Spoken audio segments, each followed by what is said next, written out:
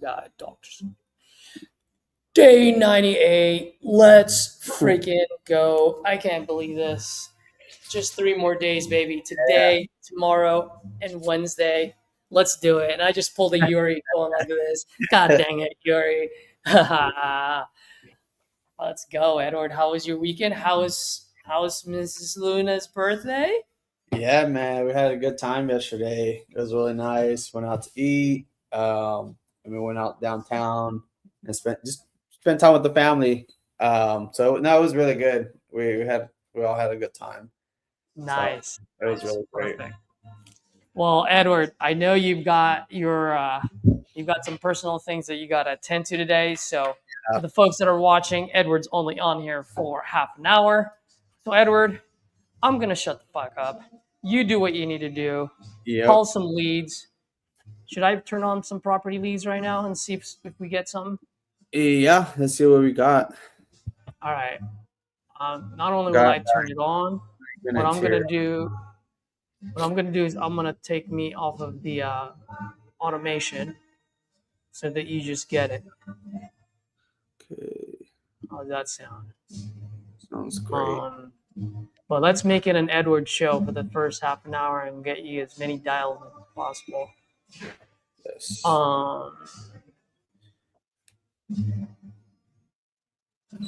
And by the way, I know you've got a hard stop in half an hour, so like, bro, like it's cool to do a 2-call close if you need to. You know what I mean? Oh shit! I think we just got one in, bro. Hopefully that went to you. Your call has been forwarded to an automated voice message. Did you get it? Dude, is that just a new lead from? That's funny. We just got a new lead. Yeah, in Virginia too. It went to you? Yeah. Sweet. All right. I just took myself out of the automation. So any leads moving forward in the next 30 minutes. Oh, yeah, baby. Let's go.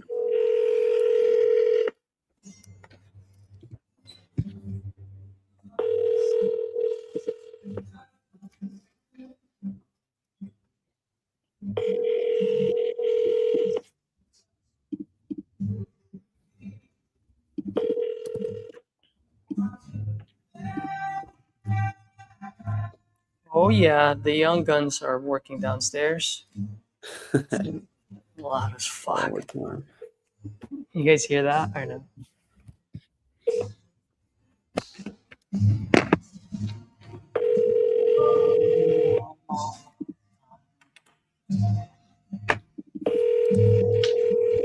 While you do this, Edward, I'm gonna go grab me some coffee. I'll be back. Oh, Edward, I got plenty of shorts videos for you, by the way, bro. It's Edward time. I've been clipping them. I'm like, damn, dude. Edward doing a masterclass.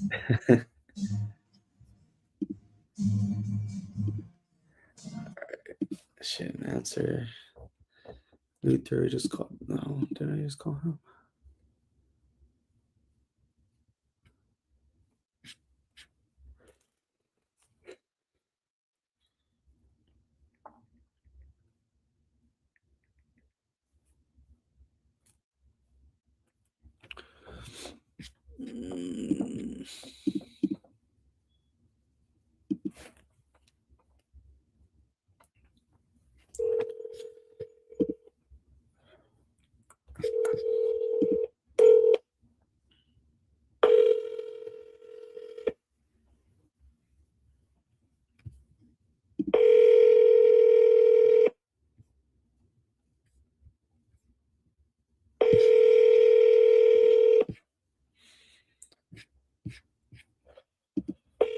Telephone number 81.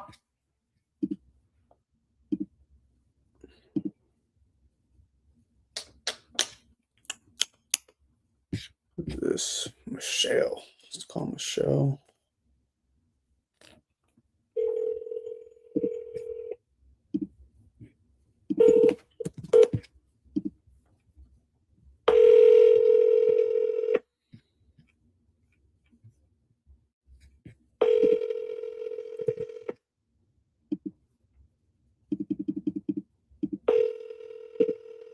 Your call has been forwarded to voicemail. The person you're trying to reach is not available. At the tone, please record your message.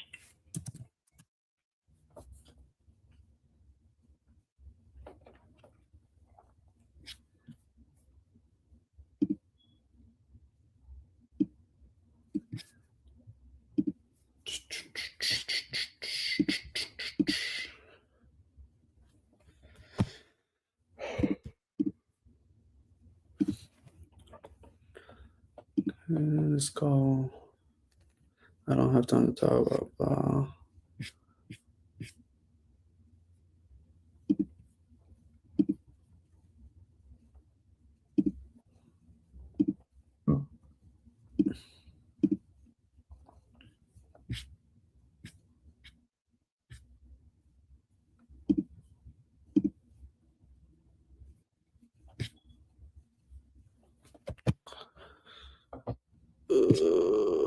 This one's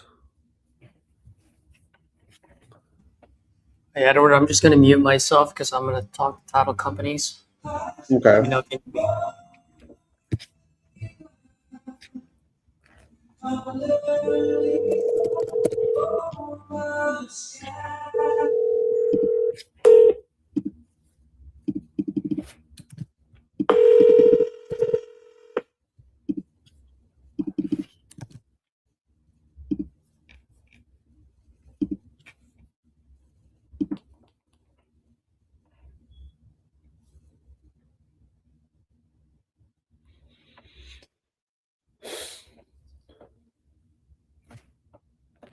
Okay.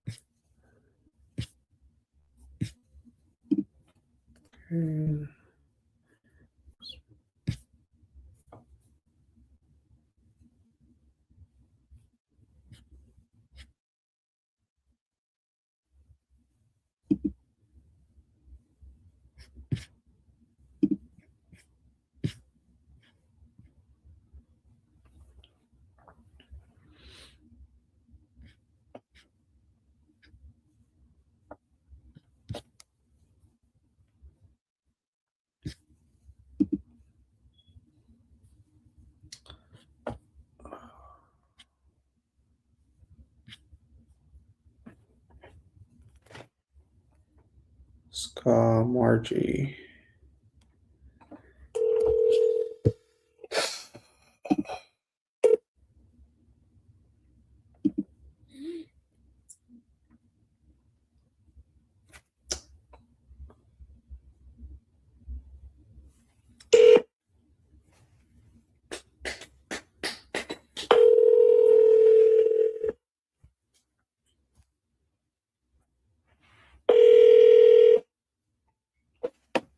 Nope.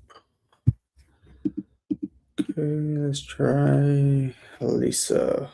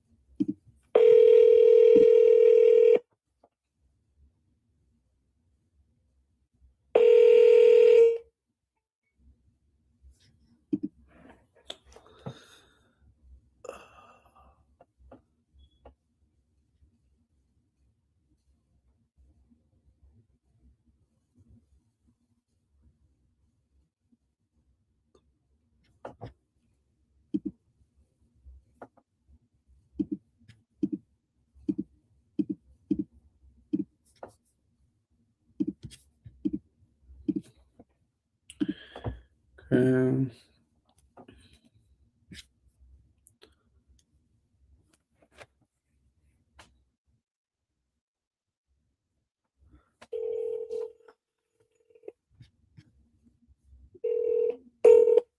call has been forwarded to an automated voice message.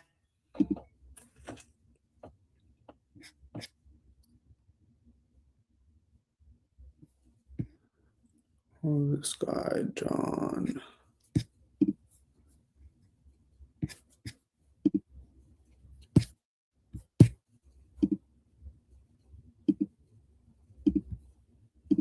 Okay.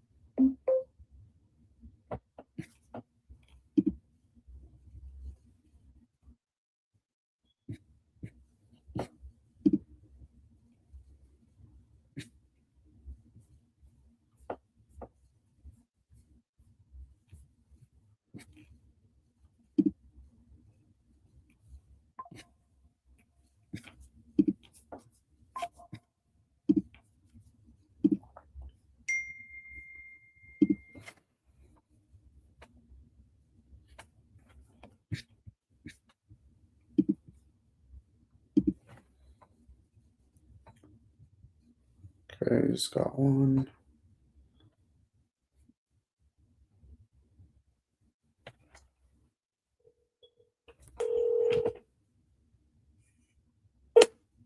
What the heck? I'll go back again.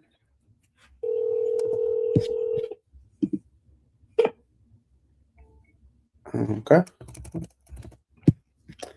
Literally fill out the form. No answer.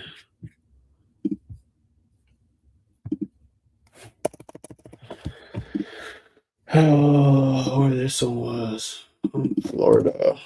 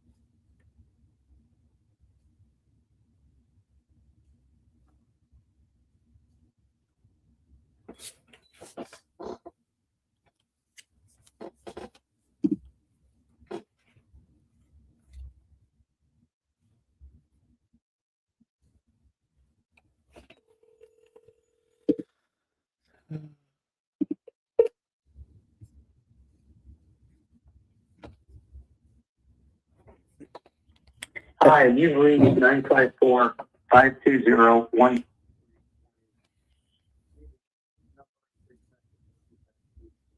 Possible. Duplicate messages aren't necessary as I get back to all my calls expeditiously. Thanks. Have a great day. Let's go Rangers, Seminoles, Jets, Mets, and anyone else that I want to root for. Have a great day.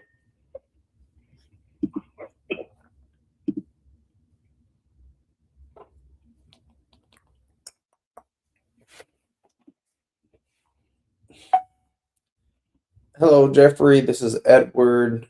Just trying to give you a call. Looked like you had just put out a form on our website about selling your property there on Pond Cypress Court. If you are still looking to sell, please give me a call back. Thanks.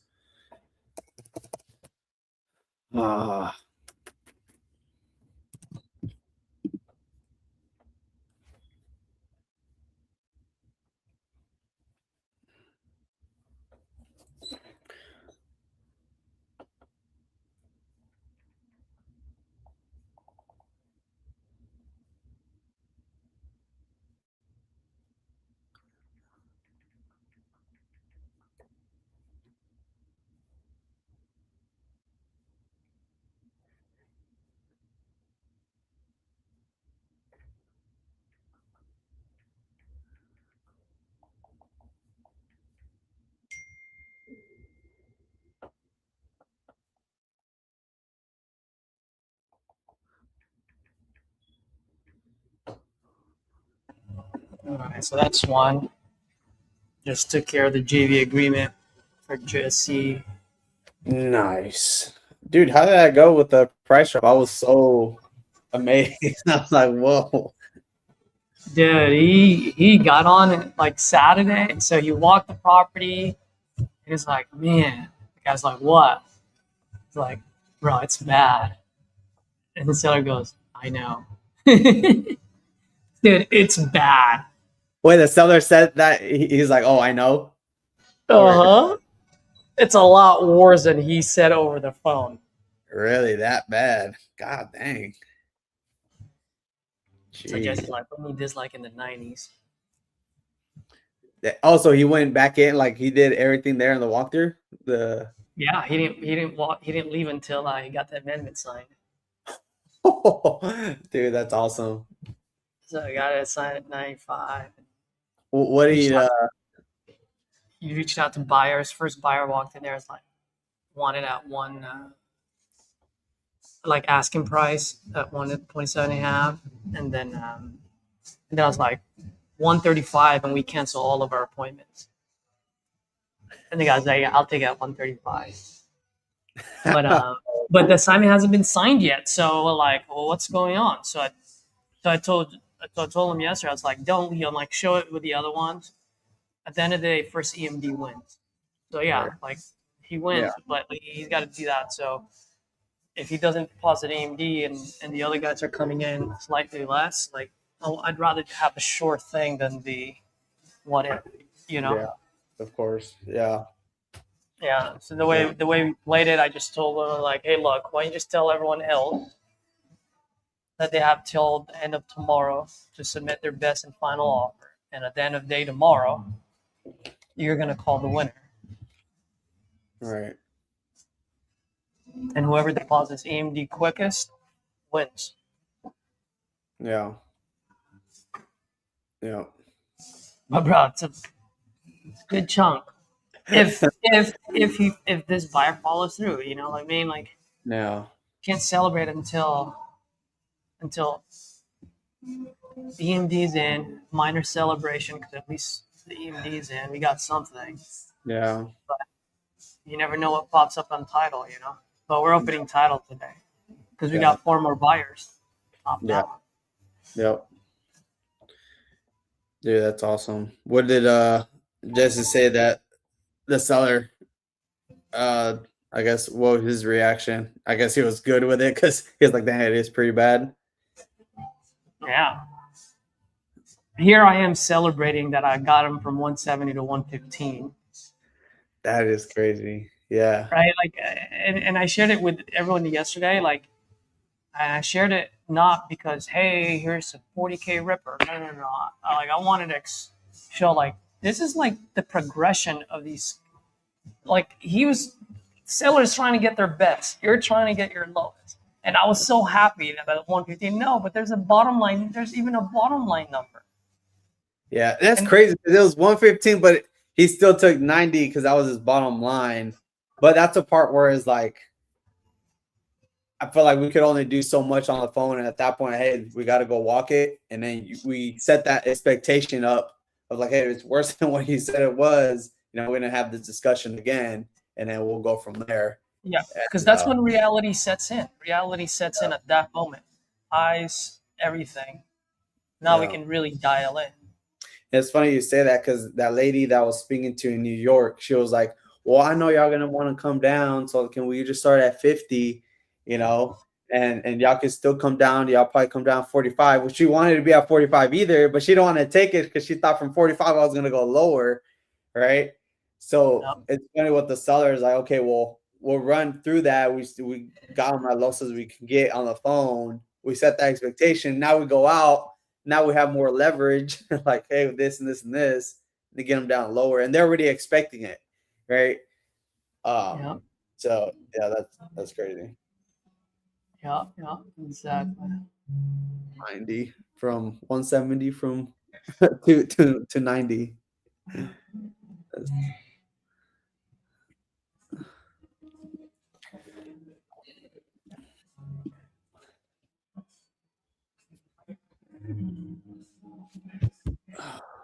Okay.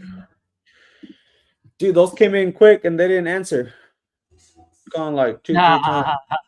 You're like, y'all right there. Come on. I know y'all didn't get off of, what is it, proper leads? I know y'all didn't get Yeah. off of Facebook right away like that. That I'm gonna call some. My number one concern today is the Alabama deal. I want that fucking thing closed this week. Mm. Played long enough to solve the problem. Not gonna let it go that quick. Yeah.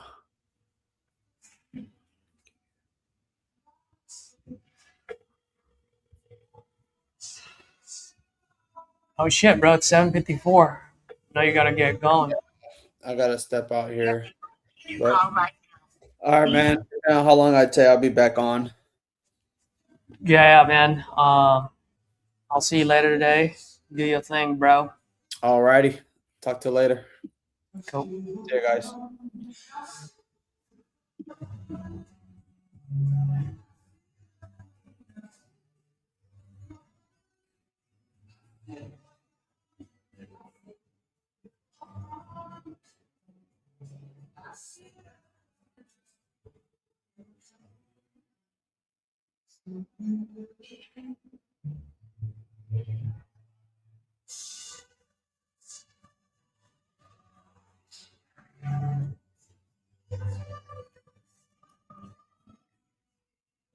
Hey Maya, Caesar here. Can you give me a call, please, about the Birmingham deal? I'll shoot you a text. Thanks.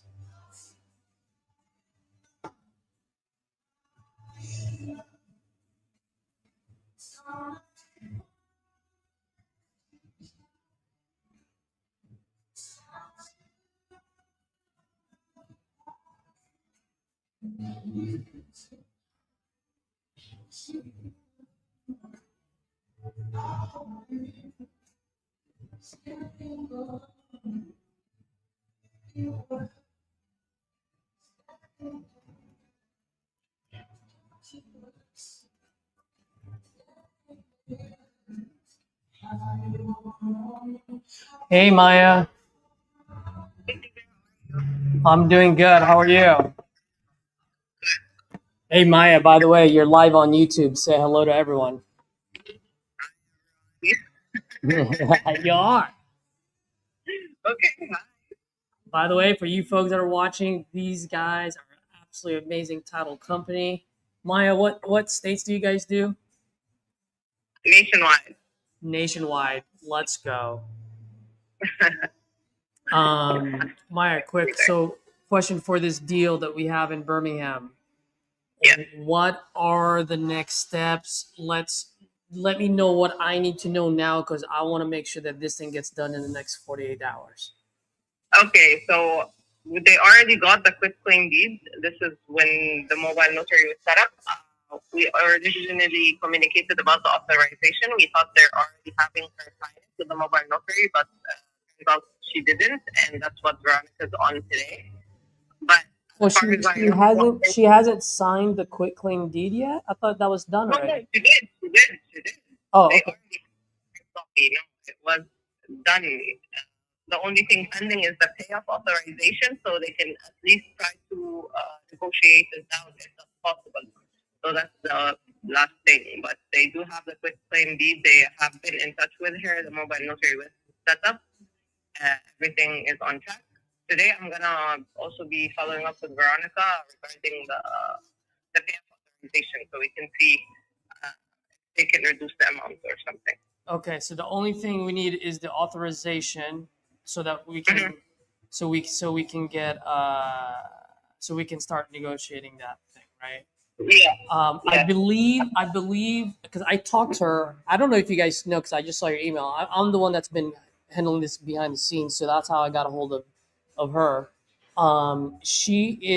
That's her credit union, and so she's like, I don't know why, like they actually owe me money, and I'm like, oh well, then you need to pick up the phone and call them. So she's gonna be my next phone call after this to see where she is on that. I mean, this is the quickest way. If she can call them and she can speak to them and actually get the amount, it would be faster than the payoff and title reaching out. Yeah. Now here's my only question on this, okay?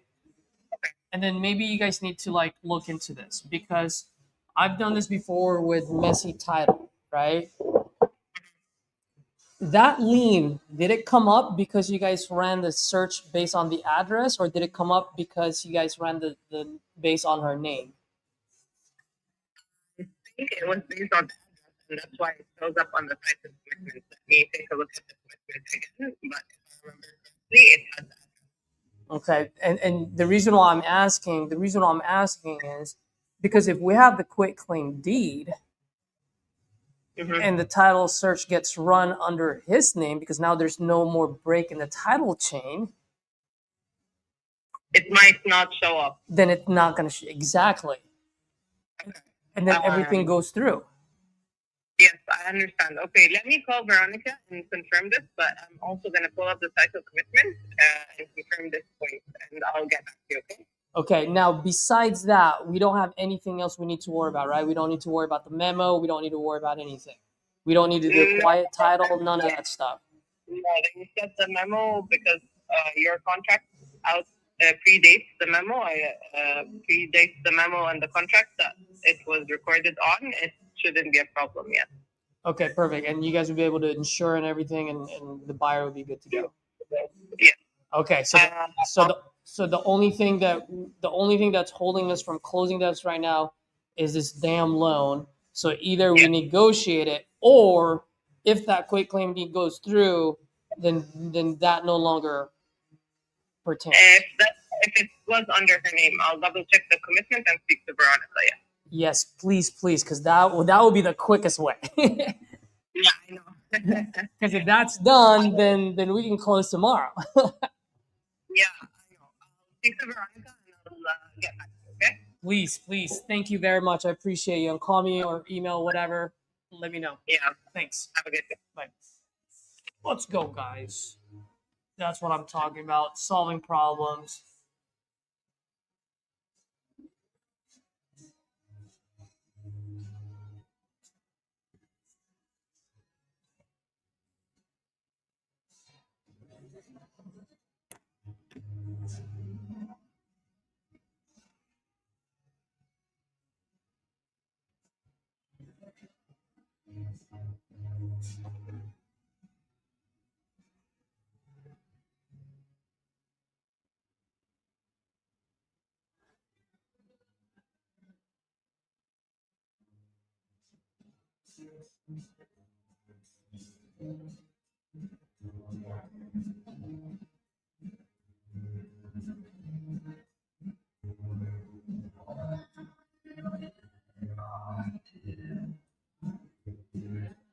Let's freaking go, guys. I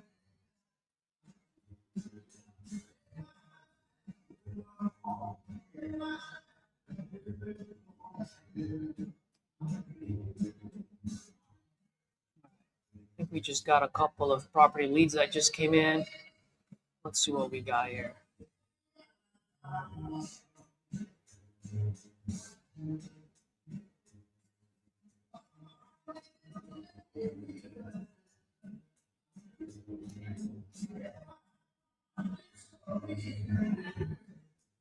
Right, we got 3. So let's go. I just need 2 more, and then I've got other leads I need to call, so this will be perfect.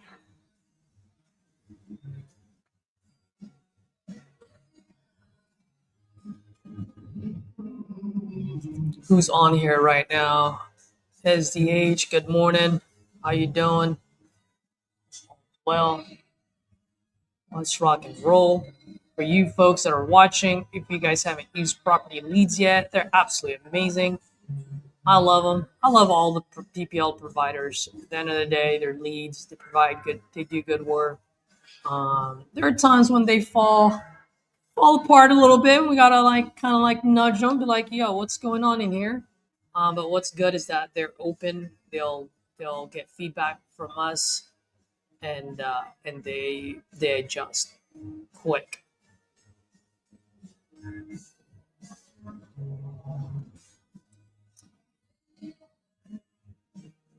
Mr. Kevin Hanna. Let's go, baby.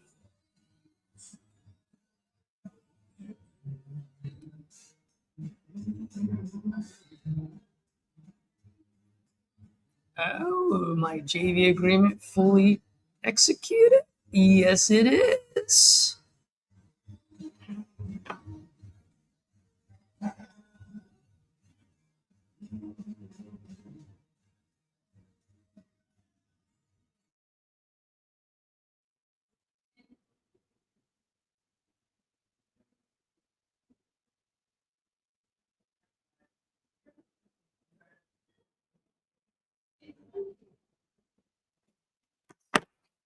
Let's go, baby. Let's go, baby.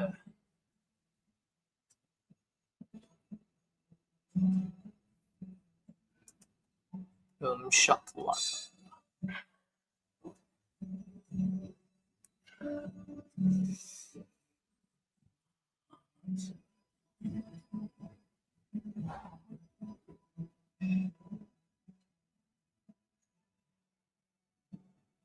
All right, all right, all right. We got another lead. Let's go, baby. This would be it for me.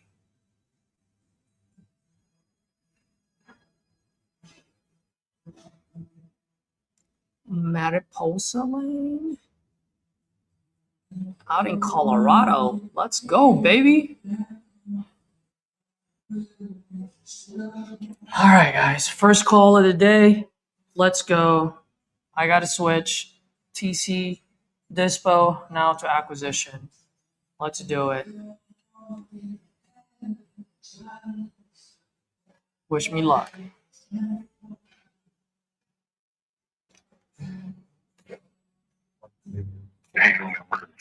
Message. I'll get back to you as soon as I can. You guys fill out the form and you don't answer the call. What the heck? If you'd like to leave your name number and a short brief message, I'll get back to you as soon as I can. Thanks. At the tone, please record your message. When you've finished recording, you may hang up or press 1 for more options. Hey, Duncan. Good morning. Caesar here. Just responding to your online inquiry. Looks like you're looking to sell your property on Mariposa Lane out in Evans. Give me a call when you get this. See if I can help out. Thanks, man. Bye. Voicemail.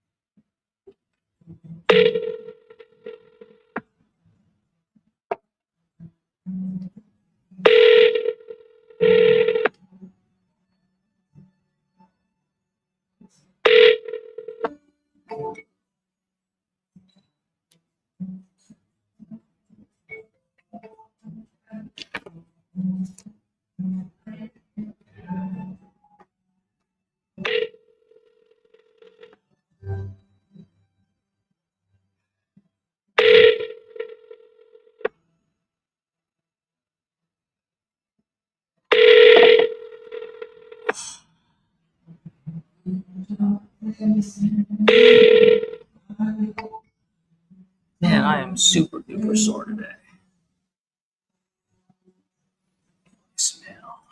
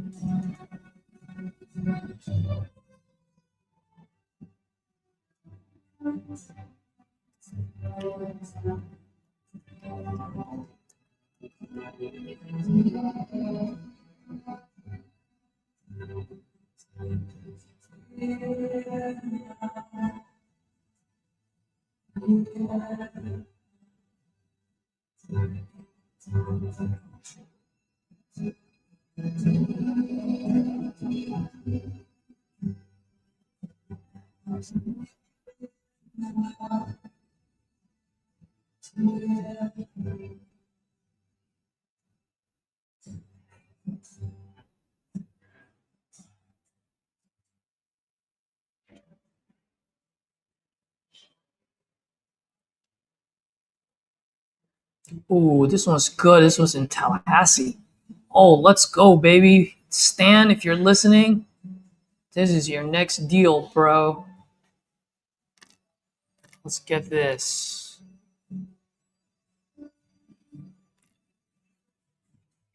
Let's get after it.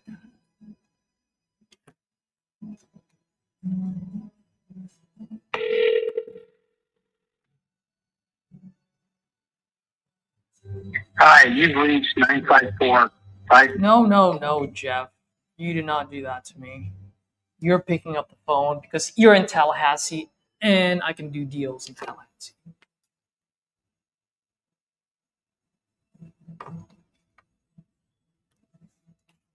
Hi, you've reached 954.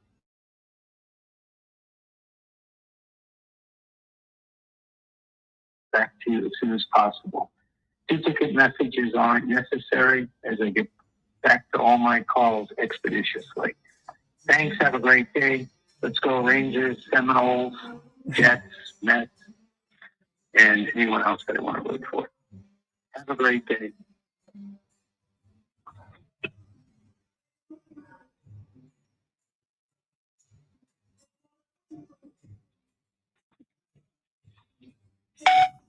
Hey, Jeff, good morning. Let's go, Jets. Let's go, Giants. Let's go, whoever. Hey, man, I love your voicemail. Hey, bud, I'm just responding to your online inquiry. Looks like you filled out a form on my site about potentially selling your property out in Tallahassee. When you get a chance, man, give me a call. Love to chat with you, see if I can help out. I do buy quite a bit out there. Once again, my name is Caesar. You can reach me at this number. I'll shoot you a text as well, okay? Thanks.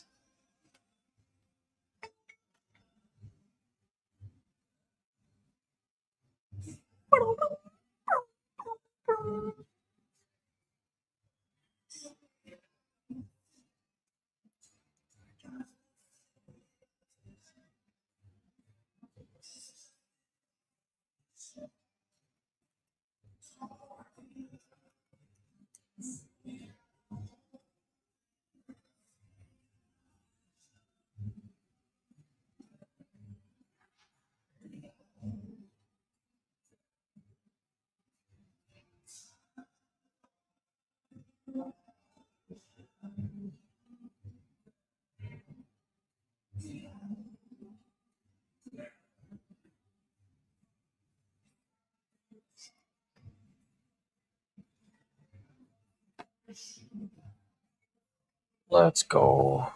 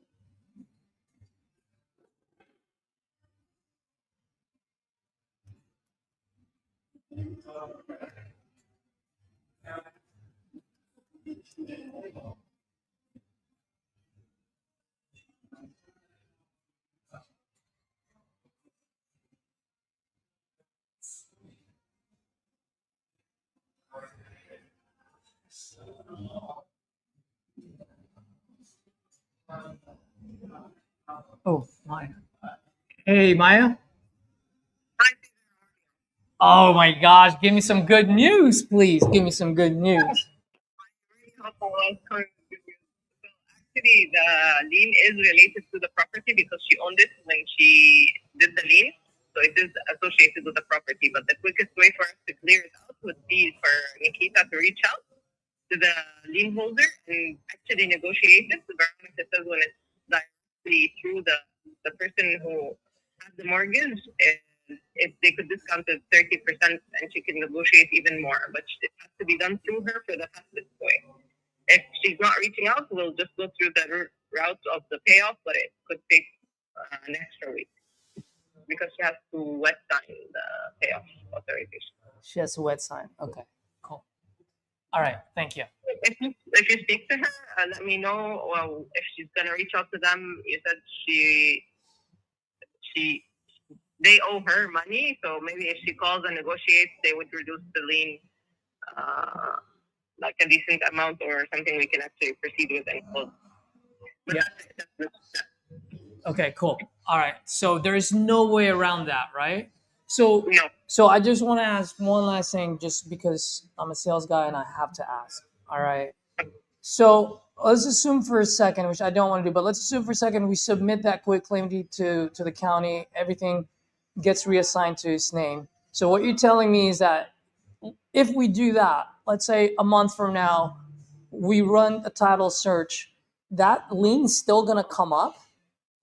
Yes, because it's not cleared out. Because then when she owned the property, she had this lien, or she owed that money, so it got associated with the property. Yeah. So I guess yeah. Okay. All right. That's fine. I'll go ahead and call Nikita. Thank you.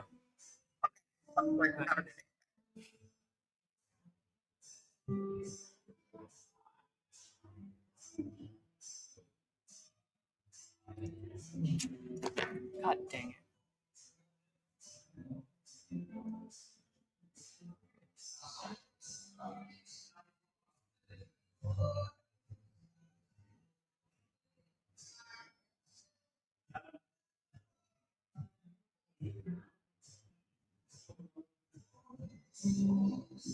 Oh, Alabama. I'm getting tired of Alabama.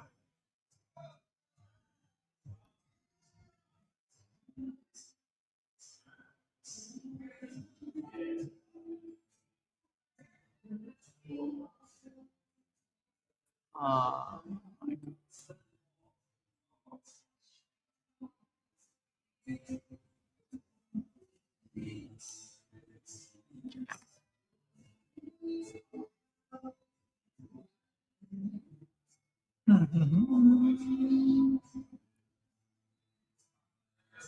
Kevin, yeah.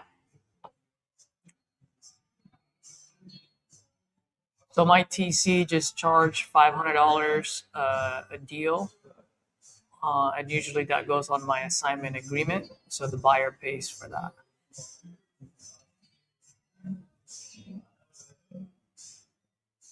He's absolutely amazing, by the way. His name is Moses. He's got a pretty good crew. Danielle used them. It still uses them quite a bit, and so that's how I met Moses, and he's on top of his game.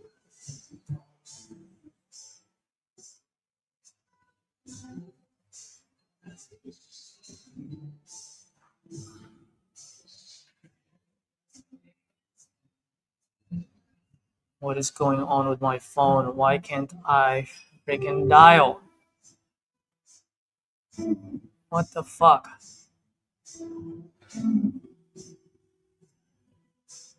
You know what I might be able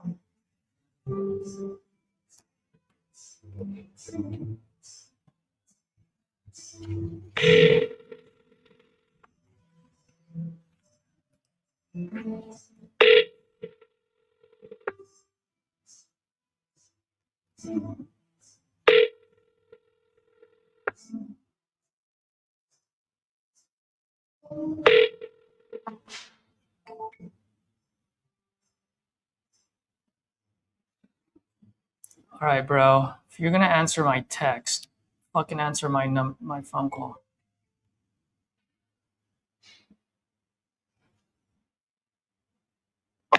Hey, is Nikki? Yes. Hey, Nikki. Good morning. It's Caesar. Just responding to your online inquiry about your property on Pike Road. Yes, sir.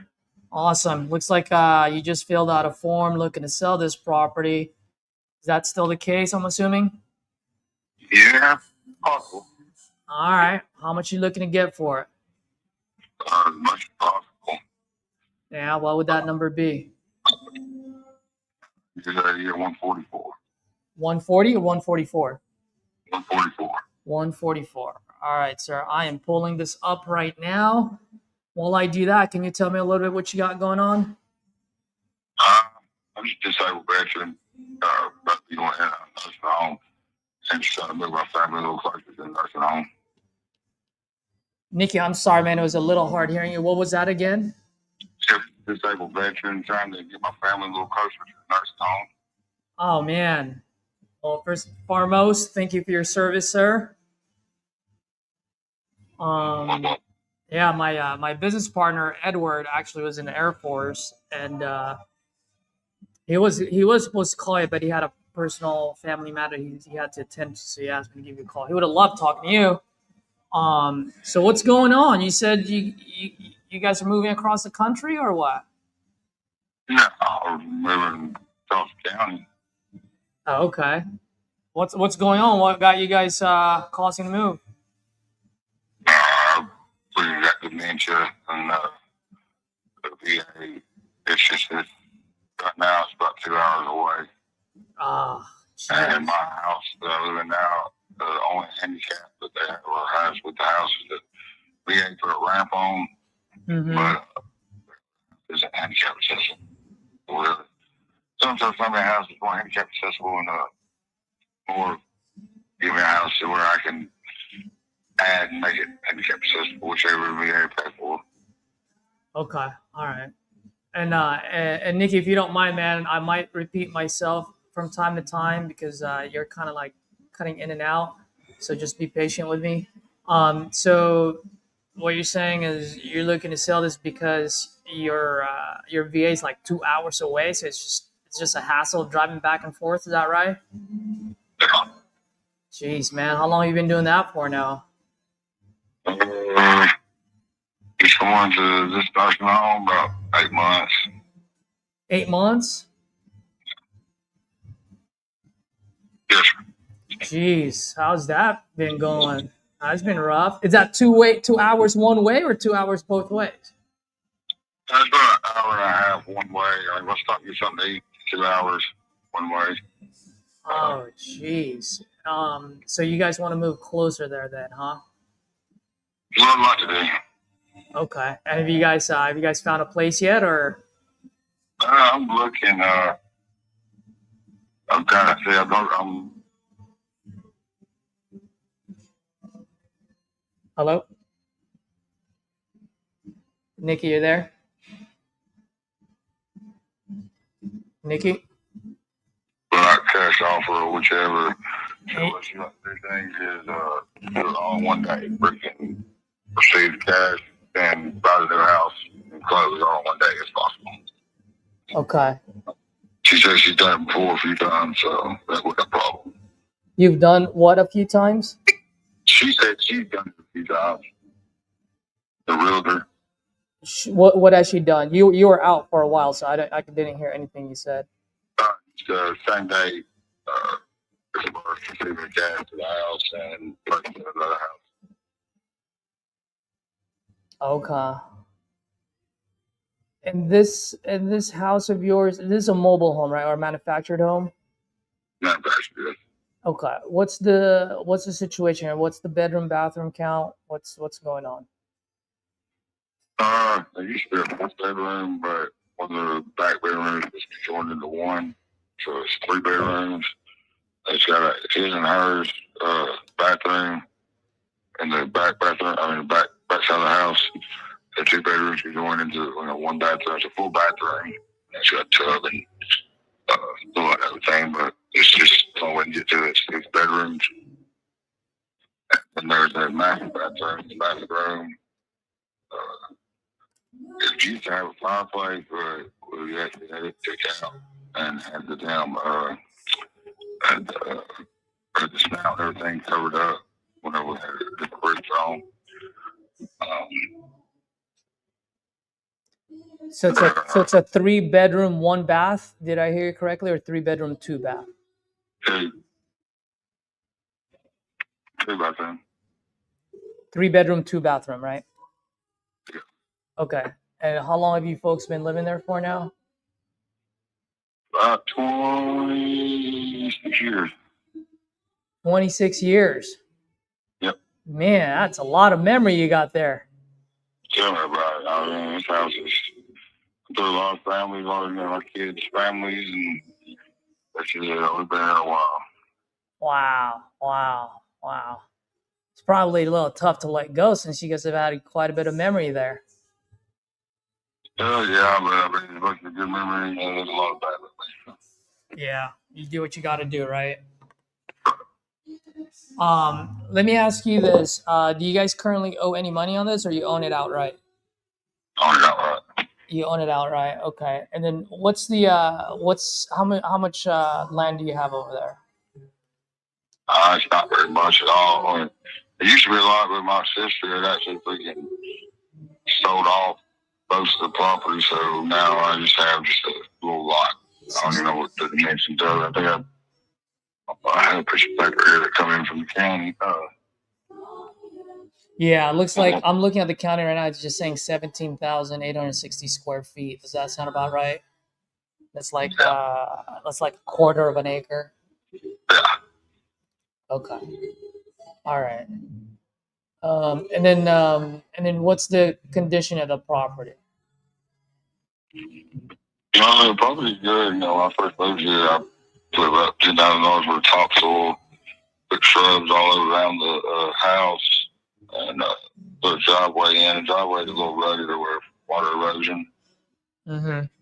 But other than that, it's flat and water runs off of it. So, pretty good little property. I put septic in, put septic tank in, put fill lines, and put another septic tank in. I'm into the fill lines. So it's a septic in. Okay. When was the last time you guys done any type of renovation into it, or? Most has been done is, we redid the floors once or twice, and put a new roof on, and we upgraded the central unit about 5 years ago. About 5 to 6 years ago. Okay. And if you don't mind, I'm just gonna ask you just a few more questions because I generally love helping people out as much as I can.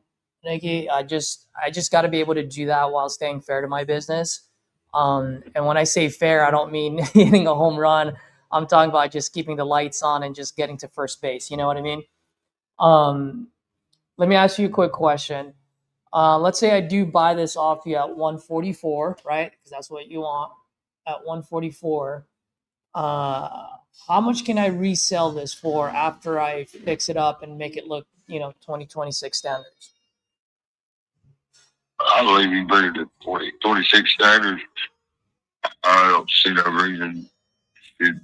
Take 20 the least. All right. So let's say 220. Let's assume for a second I can resell it for 220. I buy it off you at 144.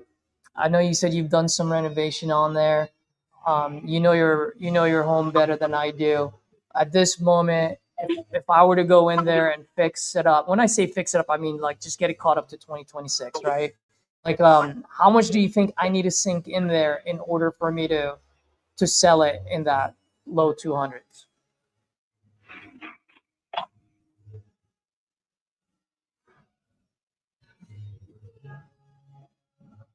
It just all depends on what material and what everything is. What really one is just like trim redone, wall painted and flooring, and bathroom redone, and maybe kitchen. How much do you say?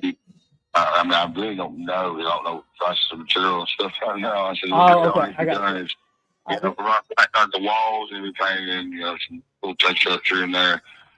Trim, would be good, and just update the bathroom sort of, and then it's got a tub in there. We ain't never used a tub, but maybe a shower and yeah. Yeah. All right. So The here's reason why I take 220 though is because, like the street down, there's a house that just went on the freaking market for like two. Man, I blew my mind as far as it went, but it went on the market for like 270. A little 250, and it's quite a bit smaller. It's got a little bit more land, but the house is. I mean, it's a manufactured home, but it's a little bit smaller. you have an address for that one? Because I don't see that. Yeah, it's 2061 Tomcat Road, Piedmont. Hold on for a second. Let me pull this up. 2061 Tomcat Road? Yeah. Piedmont, Alabama. Let me see if I can see. 2061, right? Yes. This one for sale. This one for sale for 225. 3-bedroom, 2-bathroom, 1568 square feet. Okay. I got about 700 more square foot. All right. Now, if you've seen this, so looking at the pictures on here for this Tomcat Road, does your house look like this inside or no?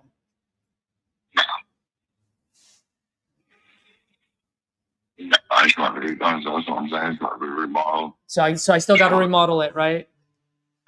It's going to be like the walls. Walls will be done, trim, and the floor. Okay. All right. Perfect.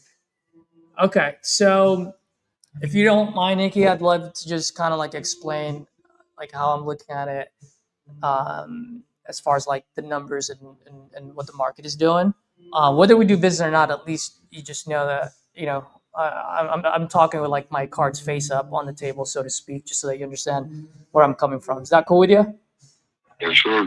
All right, wonderful. So I do see this. I see your 225. My only concern on this one is that you're right. Yours is 700 square foot larger, but his land is also 3.71 acres. So 10,000 an acre. I'm sorry. You said about 10,000 an acre. Yeah. And so that's a big chunk. A lot of folks in that area, they kind of value land, right? More than anything. But let's just say after I fix your house, and I put it on the market, let's say this thing hasn't moved. As far as I'm concerned, man, I don't like to babysit my fixer-uppers. I like to move them as quickly as possible. So if anything, I will undercut this guy and probably come in like at 200, maybe even 190. The only reason being is because I got to justify the 0.25 of an acre versus the 3.71 acres. That's for 20,000 something. Does that make sense? Yeah, that's why I need an estimate of what the acreage is and how much it would justify for as long as about 20,000. Yeah. So let's just say that I can resell it for 200, and that would be like really top end, because right now that 225, like, yeah, it's on the market for sale, but it hasn't sold yet, right? And so, Well, market last week. well, exactly. So right now, I don't know if that's the right price. And one thing I do know, though, Nikki, and you're gonna laugh at this. One thing I do know is realtors nowadays, they're only good at two things: one, slapping a high price ticket on a house, and two, dancing on TikTok. Man, it's crazy, And it's like, but there are some good ones though. So my only other concern too, man, just looking at the market. There's one on Essex Road that sold recently. That's a 5-bedroom, 2-bathroom, 1,918 square feet house, 3 acres. It sold for only $162,000. and that's a 5-bedroom, 2-bath that sold in February of this year. There's another one on Highway 278, 4-bedroom, 2-bathroom, 1,900 square feet as well, 3.5 acres. That sold for $165, and these are like rehab homes. So my only concern is that realtor that's selling that Tomcat property, that realtor might care more about their commission than actually moving that property. Hopefully she's right and this thing sells quick, but if it doesn't sell, I mean, it might stay there on the market for like 6 months before someone buys it. You know what I mean? Yes, sir. But let's assume for a second, man, like I said, I love helping people out. Let's assume for a second this realtor is pretty smart. She knows the market. She put 225 there because she's thinking after a negotiation she can sell it for 200, right? And so if she can sell that with 3.5 acres for 200, like that's what I'm saying. My resale value here is about 190 to 200,000 bucks tops. Okay. Now on a 2,128 square feet, man, for like just a light to medium rehab, like it's already costing me about $15 to $20 a square foot. And so if I multiply that by 2,128, just to get this into that 2026 standard, so I can sell it for $190 to $100,000, I would have to sink in anywhere between $30,000 to $40,000 into this. Okay, does that make sense? Does that sound fair, or am I out of this world for saying that? Yeah, much perfect sense. I'm sorry? Much perfect sense. Okay. So if I can sell this for 200, so let's say I buy this off you at 144. I put in that $30,000 to $40,000 of rehab on there. Right now, I do have business expenses, Nikki, which I'm not going to bore you with them. But at the end of the day, these are like closing costs, realtor fees when I sell it, and then just the cost of holding a property before I'm able to sell it. If I buy this off you at 144, my friend, my all-in number after everything, the 144, the rehab plus the business expenses, it jumps up to $211,800. So that's no profit. Yeah, so I'm gonna be risking close to $250,000 just to lose $21,000. That's if this realtor is right about pricing that Tomcat property, right? So if she's incorrect about that one and it aligns more with the other ones, the 160s, then I'm really, you know what I mean? Like I'm up the Schitt's Creek at that point. You know what I mean? So let me ask you for a second, man, if you don't mind. You can probably tell by now I'm a straight shooter. I like explaining this just so that at least you know that I'm not pulling a fast one, right? If you don't mind me asking, bro, just level with me. Like, what is it that you're absolutely trying to accomplish by selling this? Just purchase another house. Purchase another house, right? Just so that you can get closer to your VA, so you don't have to make that drive, that 2-hour drive one way. So let me ask you, where your VA is, like, how much are houses going for over there? It's freaking crazy. They're starting, like 225 to down 3.5, and like 2 houses to look around. So I realized we try to see if we can get like, maybe a little bit farther out to where the houses aren't quite high, like maybe 30 minutes away from the VA. Just something to where it's not. I mean, the prices of the house is just, they drop dramatically like a county over. Okay, so we're talking about $200,000 range are the houses that you're looking for, or less, depending on if you go a little bit outside of town. Now, being in the service, when you buy this, are you going to put a down payment, or are you going to use your entitlement so you don't put a down payment? I'm going to try to use my entitlement and put a down payment just because my credit score is not really high right now.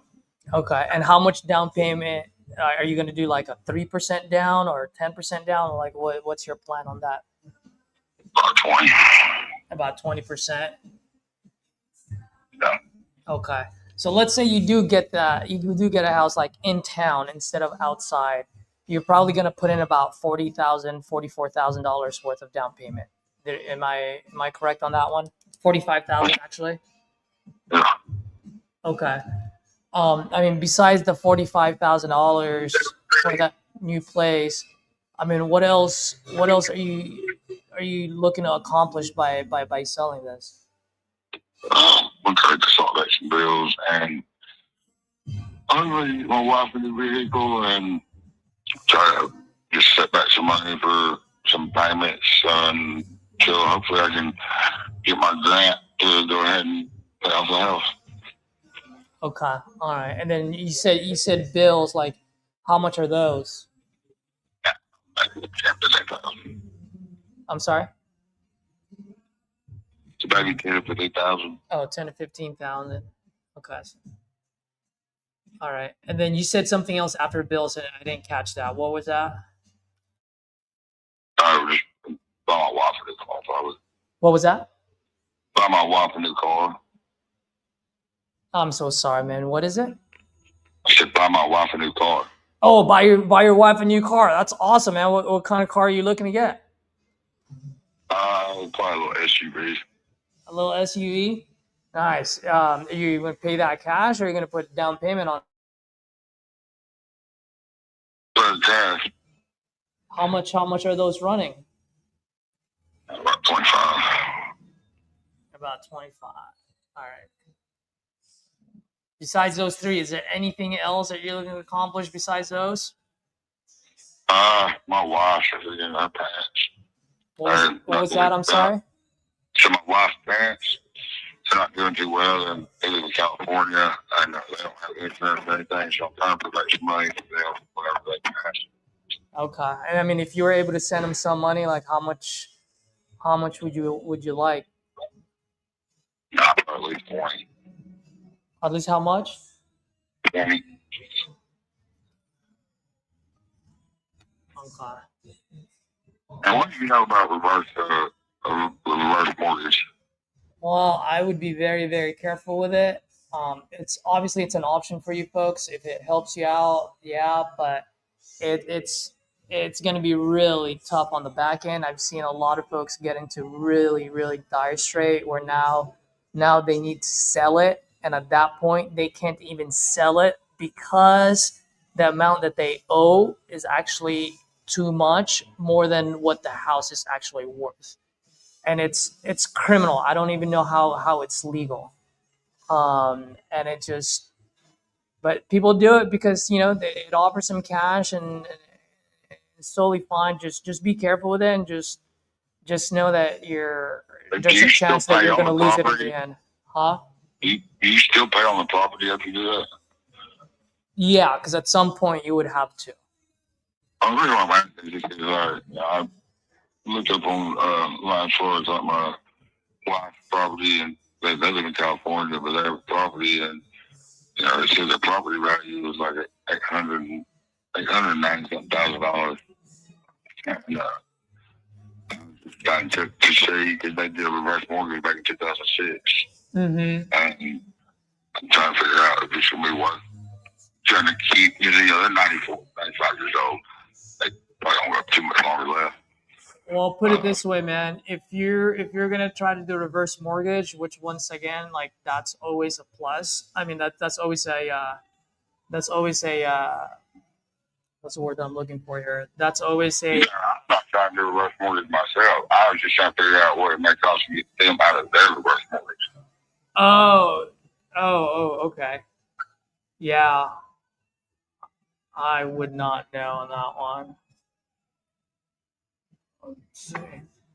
I'm sorry, man. I was just trying to run some numbers, so I lost my thought process there for a second. Man, you got my brain misfiring for a second there. No worries, brother. Like I said, man, I generally love helping people out, and if I can squeeze a little penny here and there, and just make it a win-win situation, I'm more than happy to.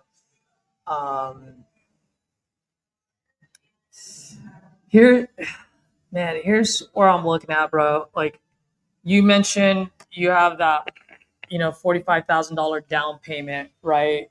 That you're gonna do for your house. You're looking at that $10,000 worth of bills, and then that 25K worth of for the car. I mean, do you need to accomplish every single one of these things, or down to the penny, or is there some of them where it's like, well, maybe if I can do a down payment on the car, or maybe I give them a little bit less, and folks in California, like, is it absolutely necessary to do all of these, or what if I can achieve like 80% of your goal? Would that put you in a better position? Mm.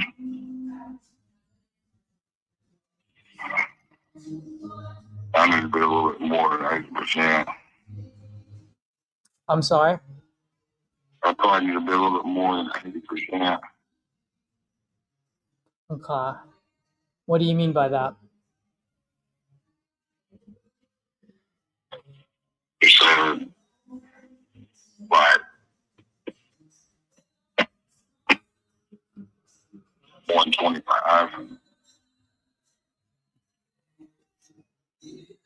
Well, I mean, so here's the thing, man. So, and once again, I'm just running some numbers just to see if it would even help, right?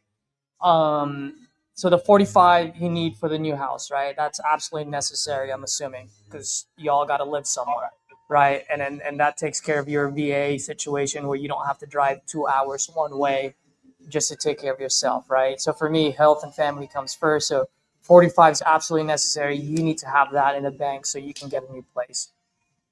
Does that sound is that a pretty good assumption on my end? Okay. Now you have that $10,000 worth of bills that you're talking about, so that puts it at $55,000. And then the other two things is how much you want to give the folks in California and the car payment.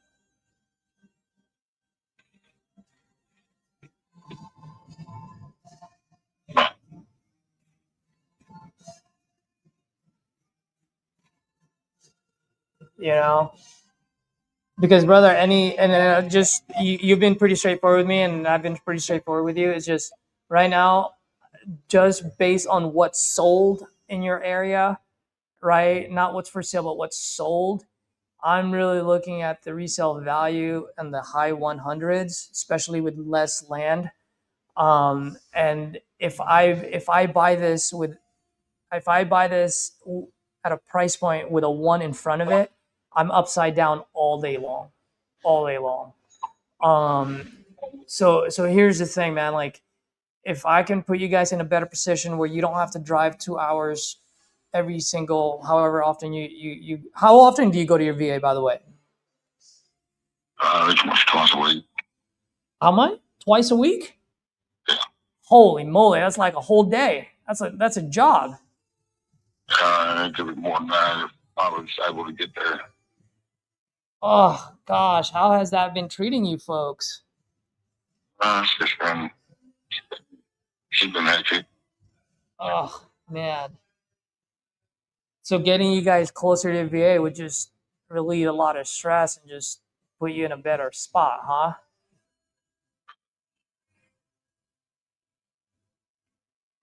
Nikki, I lost you there for a second. Hello? That's it, right?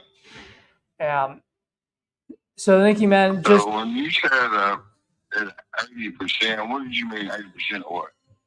I'm just trying to figure out like all the things that you need to accomplish, right? And so right now, if I can put $45,000 in your pocket to take care of your new house, boom, that's taken care of. If I can put in another $10,000 in your pocket to take care of your medical bills, boom, that's taken care of, right? So then now it's just the 25 for the car and the 20 for the folks in California, right? And so if I do all of that, that puts me like a little over $100,000. And here's the thing, man. if I buy this off of you at 100, and I would love to give you $100,000. My only concern is if I buy this at 100,000, my all-in number is 190. I am literally breaking even if that realtor on Tomcat is got it right. But right now, based on what's selling in the market, what actually sold, not what's for sale, but what's sold, I'm gonna be upside down at that price point. So I'll just shoot. Even at 100 was 90,000 to play with, you're still upside down.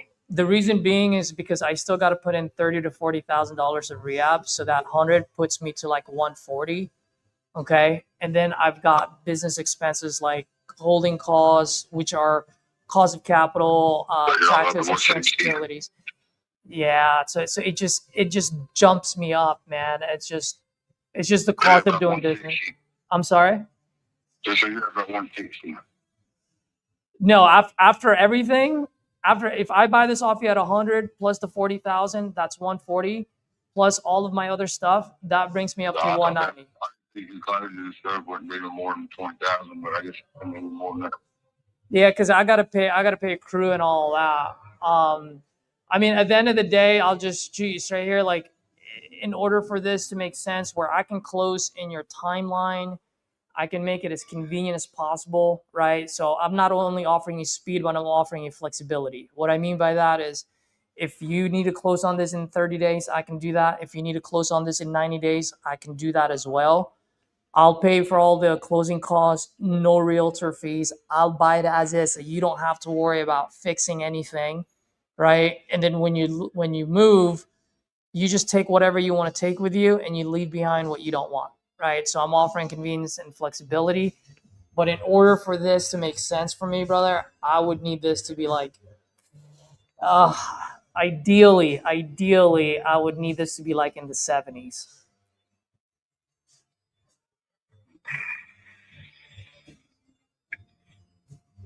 I'm sure what, I'm going to talk to my wife.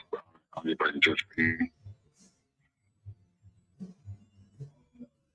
Yeah, I understand. I mean, I've got a partner myself. If you don't mind me asking, is your wife around by any chance? No, she's actually on her way back from California. Oh, what part of California?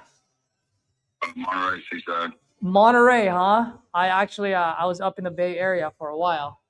Really? Yeah, I love Monterey, man. Beautiful place. Yeah, that's where her family migrated to from the Philippines. Oh, no way.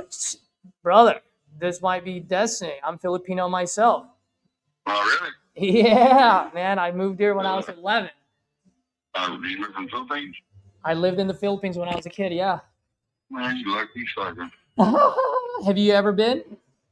No, we've never been, but we just found out some stuff about her dad. I mean, you know about the Filipino president that died 1957? Which one? Nino Aquino? Which one? No, Aquino's 1980, so no. No, so my dog or whatever died in a plane crash. Oh, that happens a lot over there. But you said this happened in 1957, 57? Yeah, the president that freed the Philippines from yeah. the seventh president. Uh-huh. But her dad, they migrated from the Philippines in 1959, and we found out that her dad was actually the crew chief of that plane whenever. No way. Yeah, see that, man. Holy moly. We're just starting to try to claim benefits and everything on him because they didn't never receive nothing. Our family never received nothing, but we just found out in the death certificate. It's got her mom's name on it and everything, and we get a birth certificate, a couple other things, and then submit the forms in for that. Wow, that is crazy. And that was her dad? Your wife's dad? Yeah. Holy moly. His name's on all the manifests. His name's on the they have a memorial in the Philippines in Cebu. Every year.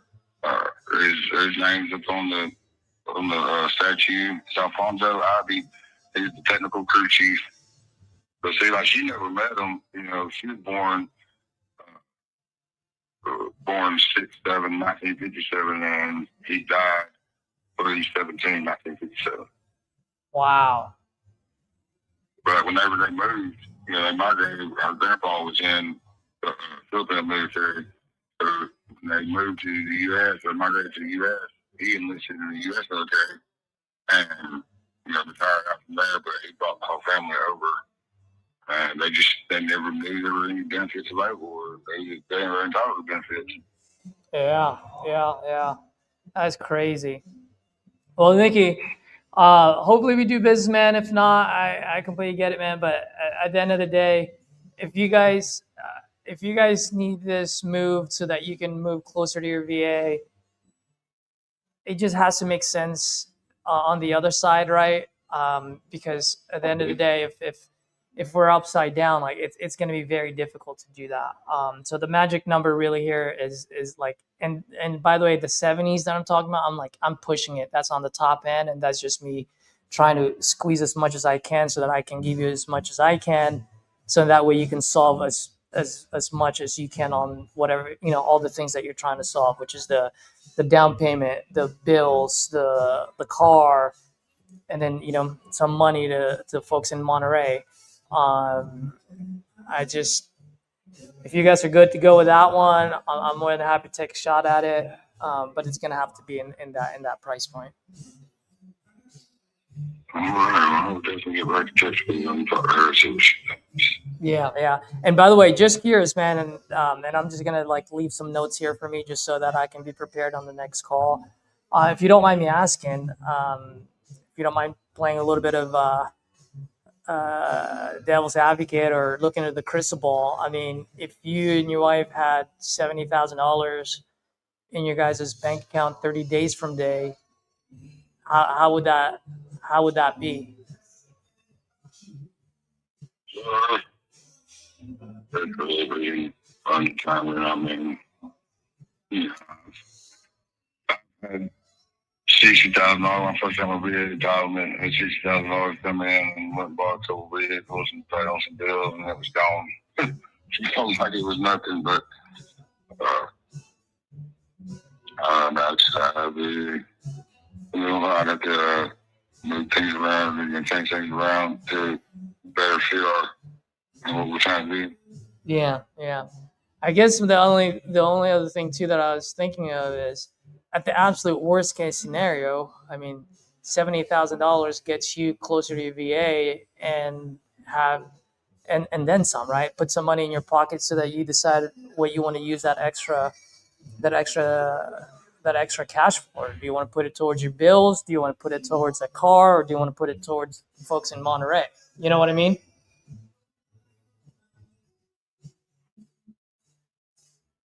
Totally understand, man. I'm sorry?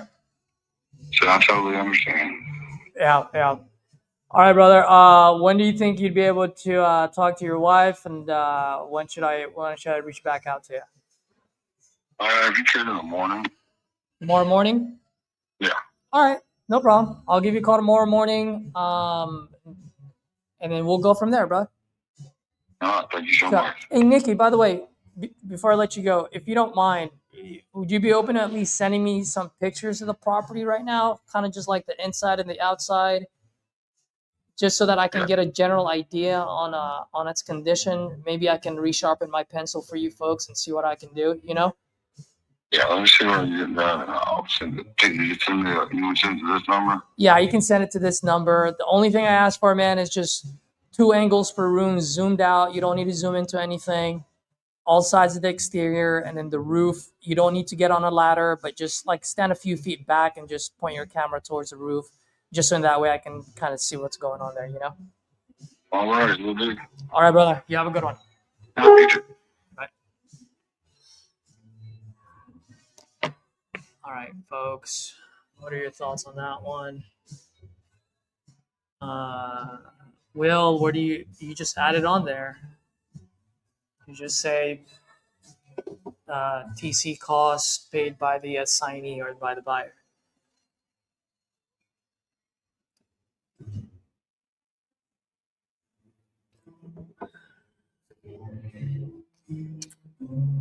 Well, folks, that was my first call of the day. Got the marbles out, got my reps in. There were certain things I didn't like on that call, certain things that I did like. Good news is it's the first call, so let's get to the next one. But let me text this guy first.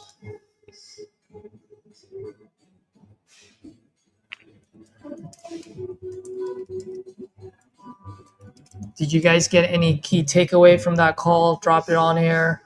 Let me know. If you have any questions, let me know. If you feel like, hey, Caesar, why did you go that route? Or I would have never done that. That's a little too much. Please, guys, let me know. Give me some feedback. I am here with you guys. I'm here to learn as much as you guys. So I am open to any and every suggestion, feedback that you can give me.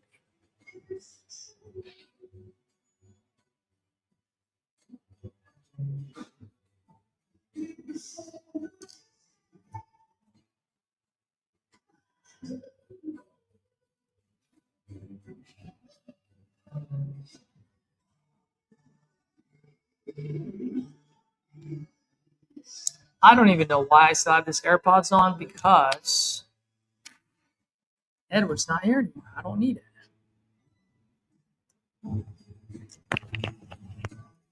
Oh, and one question: were you guys able to hear that call pretty well, both me and the seller? Kevin, what's the rental factors look like? That's a great question. I did not even look at that. All I saw was 165. That thing probably sells about 175. So I just wanted to be under that.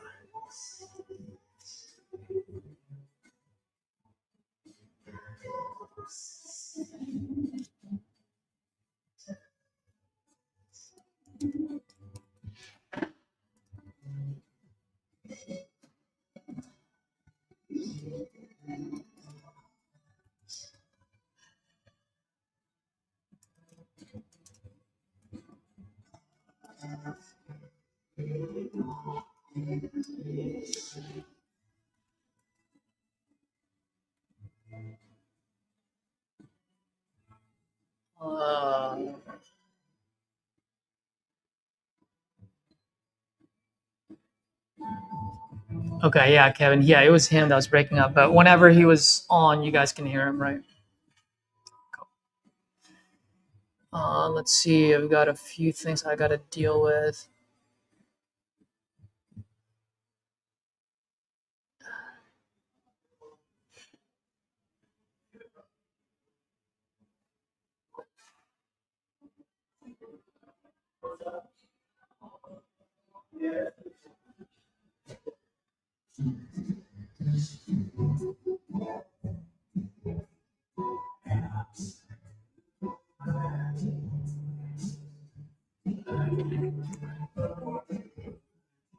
Need to send an assignment agreement, guys. There's gonna be a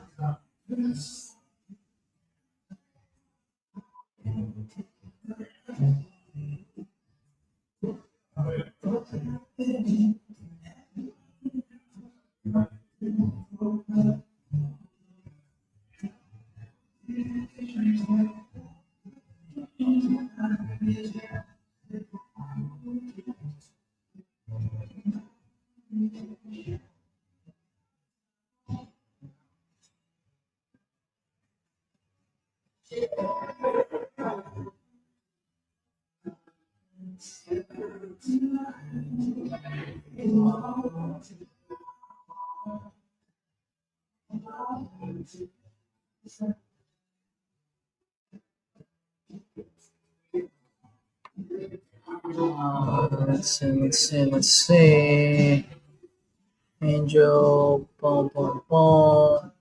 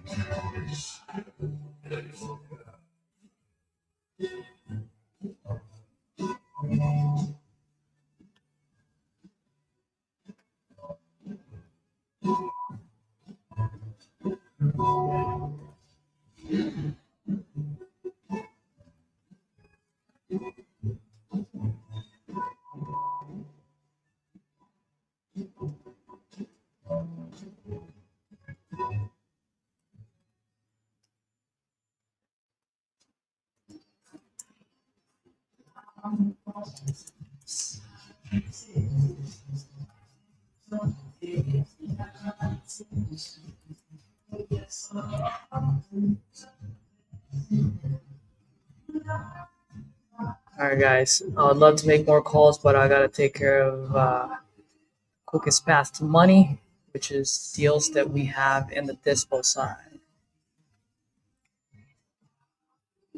Mr. Kevin Hanna. Being a MH, what is MH? I would have wanted to know what year it was built and how many times it's been moved. On that solid, what would your exit and how would you position it for an end buyer? Yeah, this is going to be, well, it's either going to be a flip or a rental. At the end of the day, the numbers got to make sense. Yes, you're right. But the only thing is they own the land, so I don't really care how many times it's been moved because who's gonna buy that and move that manufactured home? You know what I mean? Now, if it was on rented land, then I would have asked that. But usually, when folks buy and it's on owned land, I mean that's just added cost, you know.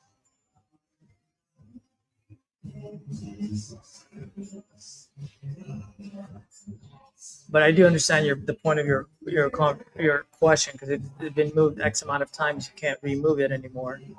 I just don't see in that area anyone removing that. If anything, they would just tear it down and just build a new one.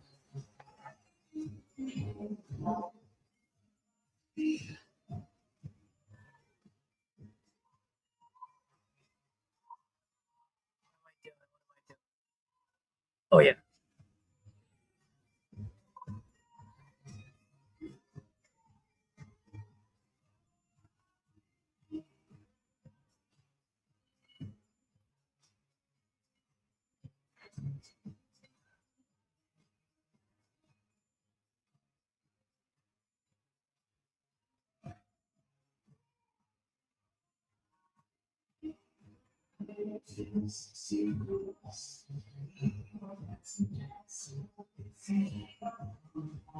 Oh come on, Jesse. I don't even know what's her LLC in.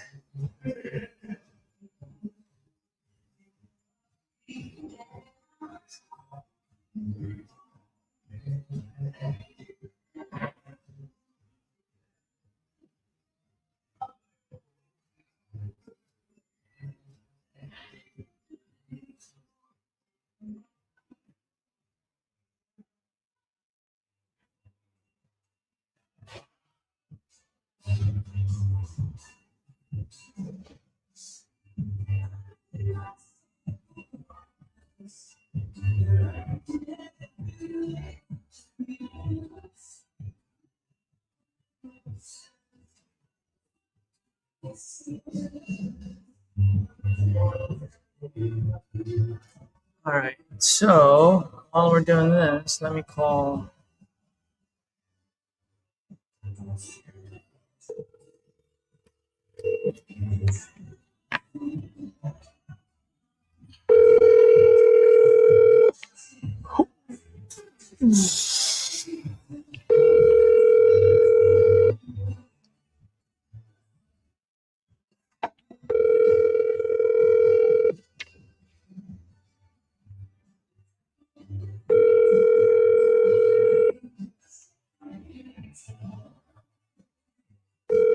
Two, zero. Oh, come on, Nikita. Pick up the phone.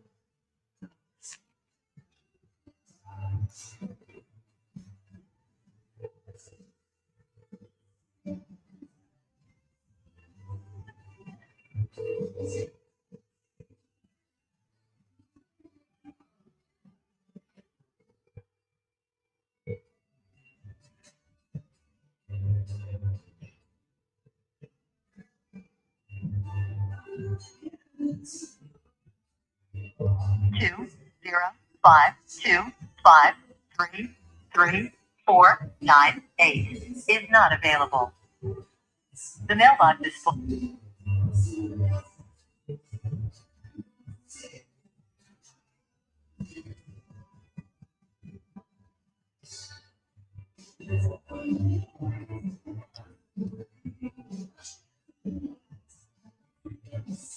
Come on.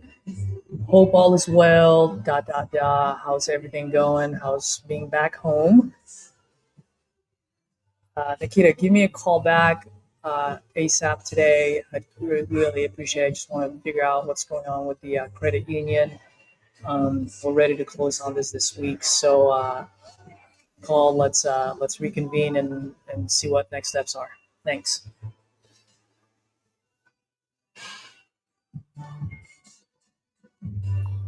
Is this who I think it is? Good What's old up, man? How you been? Holy moly, matrimony. What's new, man? What's up, buddy? You're new. Introduce yourself to everyone that's watching. My name is Riley Smith, based out of Springfield, Missouri, the Midwest. Been in TU for about a year and a half now. So, yeah, I do a lot of wholesaling. I own several rentals through Creative Finance. So, yeah, that's pretty much it. Sweet, bro. Well, freaking awesome to have you here. Thanks for letting me hop on, bro. So, Dude, you're welcome. Everyone's welcome.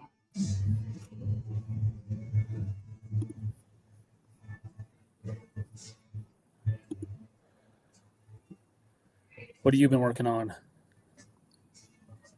Trying to make some money. Aren't we all, huh? Yeah.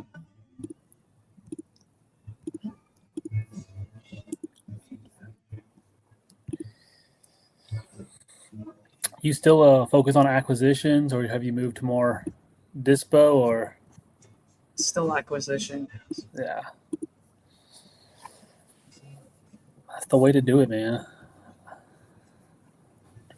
I just disposed my first deal outside my area in Louisiana, so we're supposed to close in like 2-3 weeks, man. But it was definitely a different, talking to buyers is definitely different than talking to sellers in some aspects. Oh, so different. Okay. I was just having a conversation with Edward on this one earlier today, which helps with the acquisition side. I'll talk to you about it off stream because it's a long conversation, but it's a good one. It was like an eye opener. Will, what do I think about Missouri law? What's going on with Missouri? You asking me, or are you? Well, I have no fucking clue. Do you know what's going on? Yeah, so I actually are you in the TU squad group? No, I got out of that shit. Okay, so so they're having a new wholesale regulation that starts August 28th, and that says you need to have a disclosure in place for wholesaling, a wholesale disclosure, but you can't get it under contract and a signed purchase agreement until 14 days after the disclosure is signed. So the disclosure has to be signed saying that they know we're a wholesaler. Yep. And then 14 days later, that's when we can get a purchase agreement signed? Yeah. So the 14 days is like, okay. For people to go in and do due diligence, or what's the 14 days for? So the 14 days is to give the seller time to think if this is the route they want to take. So they could go talk to lawyers, attorneys, agents, brokers, all that stuff before they want to work with the wholesaler. Oh. All right. Cool. Yeah. So actually, I've been talking to several title companies, and I actually met with a real estate attorney last week. Yeah. And so they gave me kind of 3 loopholes, I guess, to go about it, because I think we all agree that time kills all deals. Yep. Especially like I do a lot of foreclosures, and just time just is not on the seller's side. So the attorney said, double close, kind of a gray area. It's a loophole.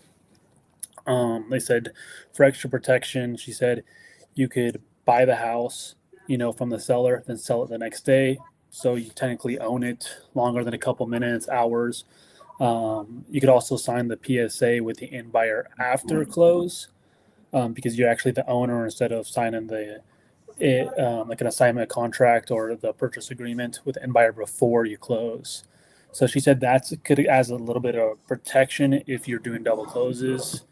Of course, the law is still pretty new, so there's a lot of unknown. She also said that another loophole would work is have a seller waive the 14-day period.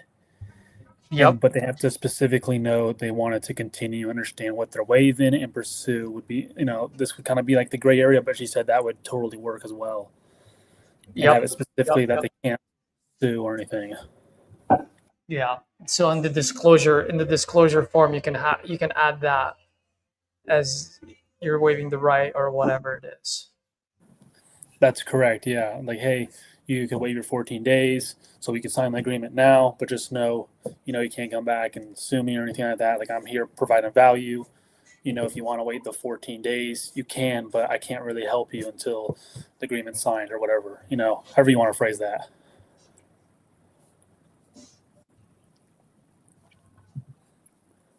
So, and then the third loophole that she said would work is you could structure it where, and this happens all the time, where you get an amendment to the end buyer, and then you get paid like a marketing fee. So you're not technically assigning it. Yeah, I do that all the time with sub 2 deals. Yeah. Yeah. So that way, if there's any, I don't want to be part of anything. Mm-hmm. Yeah, because that happens all the time. Investors go in, looking at fix and flip, and then they're like, "Oh, I want to switch it to my rent LLC or whatever." So it's the same thing, just with an end buyer. Mm-hmm.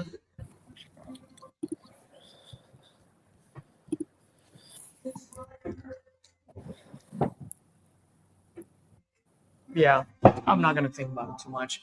I guess the question that I don't know if you asked your title company or title attorney is, all right, let's put it this way. I give you a deal next week. It's going to close. You're going to turn it down because there's no 14 days? Mm-hmm. Yeah, I would need to ask that question, because I guess the question is, would the state enforce it, right? Like Illinois, they don't enforce, or most title companies don't enforce the one wholesale transaction a year, so. Yeah, exactly.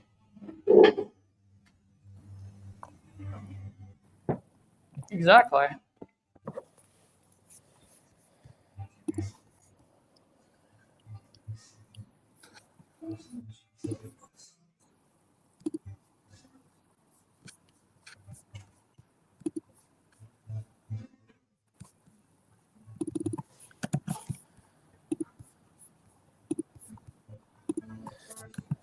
It'll be interesting. So I know Missouri is kind of my main market.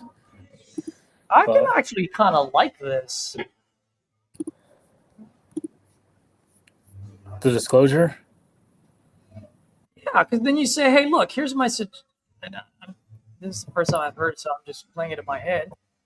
Because I always say anyway, like, hey, like, just give me 14 days. Perfect. We'll get the agreement saying that you understand I'm the wholesaler here. right? We'll get it. You give me 14 days. You don't sell it to anyone else in 14 days, and I get my guys in there. And in those 14 days, we get feedback. It's no longer speculations on where it needs to be. It's hard feedback on where it moves. You got the decision to make. Uh-huh. If you're okay with that, then with that new price, then let's go. And if we can come in and buy it at the price that I'm thinking, then obviously you'll sign it. Mm-hmm.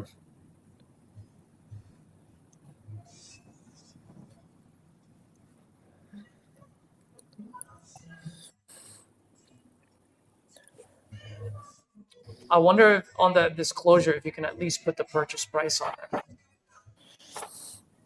I'm not sure. It's a good question to ask, though. Because then at least we have an agreement saying that this is what we're looking at. Yeah, the big thing I could foresee happening is a seller signing a couple wholesale disclosures with other people, or even in that 14-day, an end buyer comes in and locks it up, Just while you put destroys it. all the time and resources into helping them. So that's the thing I could foresee happening.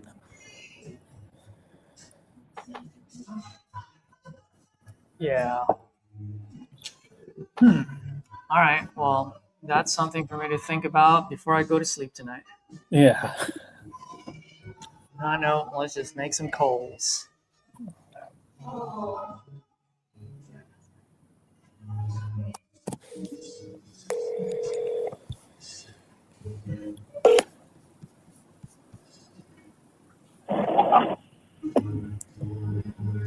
Hey, is Patricia there? Who's this? Hey, Patricia, this is Riley Smith. You submitted a form on my website about your interest in selling that property on Bentry Drive in Warsaw. Oh, yeah. Are you still looking at selling? I think so. I haven't looked at the paperwork yet. I haven't had time to stop and look at it. Gotcha. When you say paperwork, could you clarify what you mean there? They were sending me an email with the contract and information. I gotcha. So you were talking to another investor and they were sending over an agreement to you? Oh, I guess. I thought you were the same company. No, this is our first time chatting. Oh, okay. But you already had an offer from another company, sounds like? $150,000. Okay. I gotcha. And they're going to buy it within 30 days? That's what they said. Okay.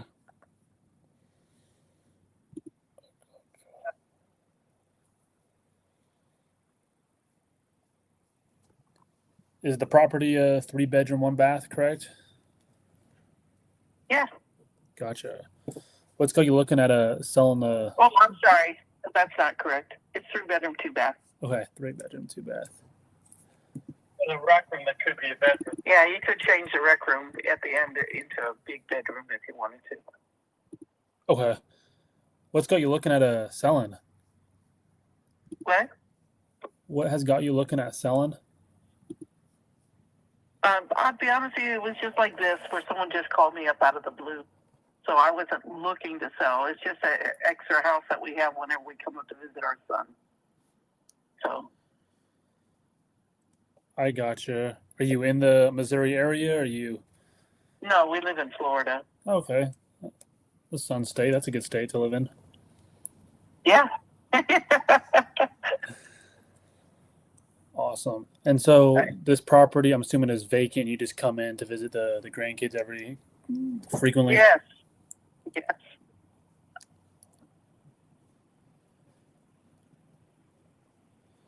But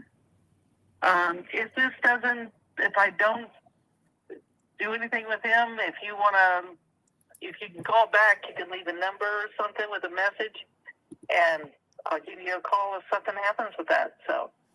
Okay, gotcha. And when was the closing date supposed to be? Yeah, he said that they'd like to close from 30 days from when I signed the papers. I gotcha. And you're looking at signing today or tomorrow, so that'd be. No, I'm not even looking at today or tomorrow because I'll be honest with you, I'm getting ready to go up there to see the kids in a couple of days. So I'm going to go up and I'm going to look at the property one last time because I'm going to have to get whatever I want out of it. And then I'll sign. Okay, so you'll probably close end of August, maybe beginning of September. Yes.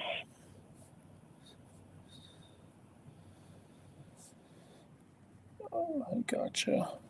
Uh-huh.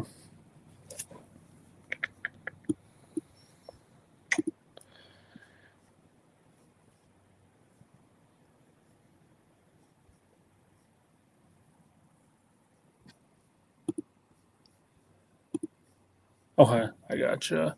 Do you think they'll close at that 150, or do you think they'll try to negotiate later down the road? I'm not negotiating. Okay. Like I said, I don't need to sell it, so I'm not taking less than that. I gotcha. Yeah. What would need to be done to the property if an investor came in? And... I would say the biggest thing is if I was going to be staying there, I would put in a new air conditioner. Other than that, nothing. It's ready to go. Okay. So it's recently been kind of updated. I don't know. Not really updated. I guess as updated as you are in the Ozarks there. Yeah. Okay, great. Well, I'm happy to keep just checking in and seeing if they're able to treat you right and able to close at that 150. But I'll give you a call in a couple of weeks just to see if everything's going smoothly. All right. All right. All right. Thank you, Patricia. Bye. Bye-bye.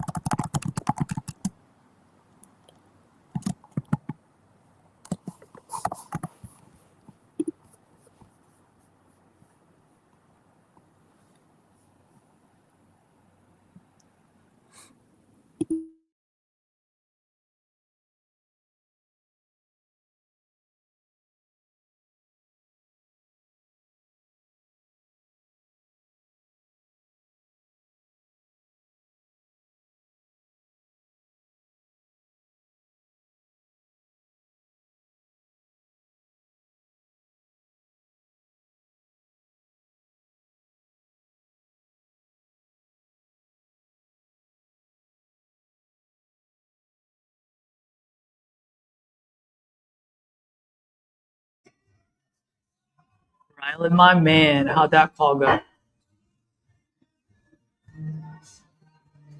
Oh, he's on the phone. It honestly, she had another investor come in and offer 150 for it. I think that was on the higher side. She wasn't necessarily motivated. She was set on 150, so she said if they try to renegotiate, she's not going to go. Sounds like a wholesaling company within 30 days. I just told her I would check in and see, just because, like I said, there wasn't motivation. There wasn't, she was stuck on price at 150.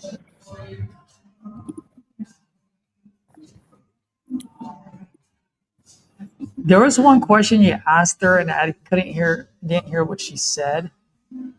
You asked what got her looking to sell, and she said, quite honestly, She said she wasn't. She got a phone call. And then she said something after that. She got a phone call. And so what did she say after that? What were her exact words? Yeah, she said she wasn't really looking into selling until I someone heard that. called. But she said something after that. Did she say something like she needs to get closer to her son? Or if there's a way to get closer to her son? What did she say? No, so she's in Florida, and her kids are all in that area with the property. So she's coming out to visit in a couple weeks, them and kind of go through. No. Before that, she said something. She said I wasn't looking to sell until someone called me, but she said, but if this is a way. She said, but if this is a way for something, and I couldn't hear what she said. Honestly, I don't remember. Yeah. So, do you mind? Can I give you a small feedback? Yeah, go ahead. I'm open. And take it with a grain of salt, bro, because I haven't heard you call in a while, and I know you're savage. For the people that are watching, Riley's really fucking good, by the way. I just feel like that was one moment that we missed, because she said, but. She said, I wasn't looking to sell until someone called me. But if this is my way, if this is a way to do something. I honestly, yeah. Yeah, no. I mean, listen back to it later. I mean, I'm looking right now. It's 8 minutes. Oh yeah, you have your CRM.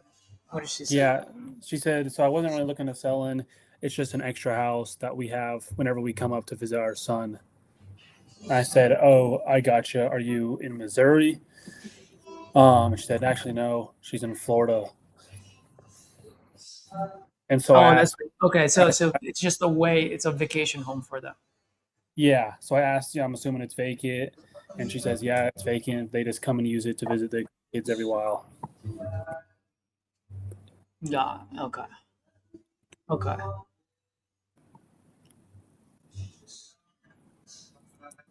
So I think at that point I might have just said, "Oh, so that's your vacation home whenever you go visit your son." Yeah. So if you sell this, how are you gonna? What's gonna happen? I'm not saying that you should have. I think you did it right. Like you hung in there like just long enough. I might have asked just one little other question on why they're even thinking of it. Something triggered them. We don't know what it is, but you're right. She doesn't sound motivated. Towards the end, she didn't sound like it. She's like 150 or nothing. Yeah, and that's the reason why, like with a lot of those seller calls, I'll just follow up and to see if there's more motivation on the road. I really try to weed them out first, until there's motivation. Yeah. No, you're absolutely right on that one. I thought she said something. I thought she said it's a way of something. But if you're saying that's just their vacation home, I get it. Yeah.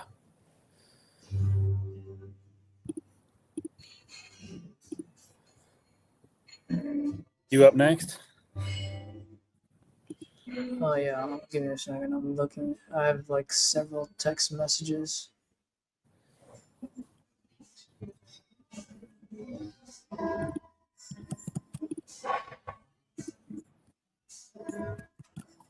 Oh, Heidi. Who is Heidi?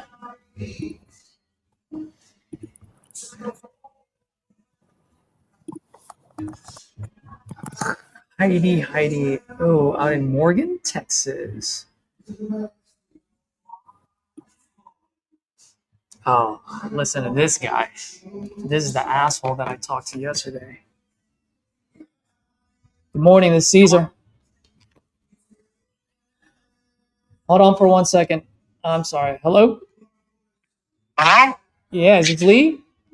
Yes. Lee, how you doing? Doing okay. We have some modifications to your contract. All right. Nothing major, but I just need to adjust the name and the closing information and whatever it is that you want to do after you own the property. Okay. So what about? let's start with the purchase agreement. Number one, it needs to say R. Lee. My first name is Robert. I do not use it. I use Lee. But to make it Okay. So executable, it needs to have an R. Lee Lavelle in front of it, okay? all right, that's fine. Okay, so that's what I didn't understand. Okay, cool. That's okay. All right. Legal description and price is okay.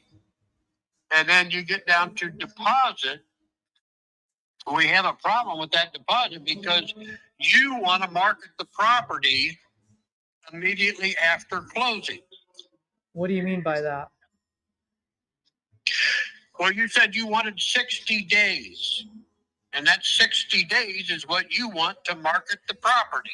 What 60 days? I'm a little bit lost there. What do you mean? Well, so am I. Because you only want to give me $100 and you want to take my property off of the market for 60 days. Lee, are you mistaking me from someone else? Where does that say on the agreement? Under deposit on page 1. All right, let me go double check, Lee. 1 second. Just before I put my foot in my mouth, I'll double check. So I'm looking this up right now. Page 1. Down at the bottom, deposit. Where does it say that? What does it say? Read it out to me. Earnest money deposit of, and you put in $100. Nope, that's not my contract. So you're looking at someone else's. Well, this is the one that's dated for 7/22 is what you have at the top. Yeah, so you're talking to someone else. That's the other guy. I'm gonna pump this up to your email right now, just so that you have it. Well, it needs to say 2,000 is what it does for a deposit. Well, yeah. So look at my contract, and it says 2,000. That's what I'm telling you. You're looking at a wrong contract. Well, I guess you only sent me the one, and it has $100 in there. Is what you have. All right. Who? Where did it come from, Lee? Came from you. What's the email address? What's the time? What's the subject of the email? It goes to Conga Lee. No. What's the subject line on the email? Subject line. I don't look at my email. All right. Well, I know, Lee, but I'm just letting you know you're mistaking. You're looking at a wrong contract. I just bumped up my email to you, so look at the top of your inbox right now. It should say purchase agreement for your address. All right. Look it up, because mine doesn't say anything about $100, and my EMD is not on the first page; it's on the third page. So that's how I knew you were looking at a wrong one. Mine's on the first page. Is all I. I'm telling you, it's not my contract. So Okay, I can't argue with you. I know, but I'm just letting you know. Like, take a look at it. Once you have my actual contract, I think you'll like what I have on there. Okay, all right, we need to change the name to R. Lee. That's right. Yeah. Before I change it, go look at my actual contract, because I don't want to keep changing things. Go look at it and then call me back. That cool? That's cool, but I mean, you've got me doing 3 different things. Lee, I don't have you going doing 3 different things. You just happen to open the wrong contract. That's not my deal. That's your deal. Okay. I mean, right? I mean, that's just the reality of this. Oh, the other thing is that you do not want to occupy the property. Once again, that's not my contract. Yeah, I don't know what's going on. Well, I'm just letting you know. I have nothing. As a matter of fact, as soon as I wire the money to you, excuse my French, but I do not, and you do not give a shit what happens afterwards, as long as you get your money in your bank, right? That's the important thing. Yes. That's right. So for me, I wouldn't have any of that dumb shit in my contract, because quite frankly, it's none of your business. And it ain't, like, it doesn't matter. Like, whatever I do with it, I do with it. Because why? Because I already paid you the money. So that's how I know it's not my contract. That's what I'm saying. You have 4 pages. That's not mine. I only have 3. That's what I'm telling you. Right. You have 3 pages, and then there's a signature page. No, I have 3. My signature page is on the 3rd page. Okay. I'll call you back. No worries, brother. I'll go look at my email and call you back. Please do. Okay, bye-bye. All right, thanks, Mike. God, I'm doing 3 things? No, dude. You made a mistake. You looked at the wrong contract.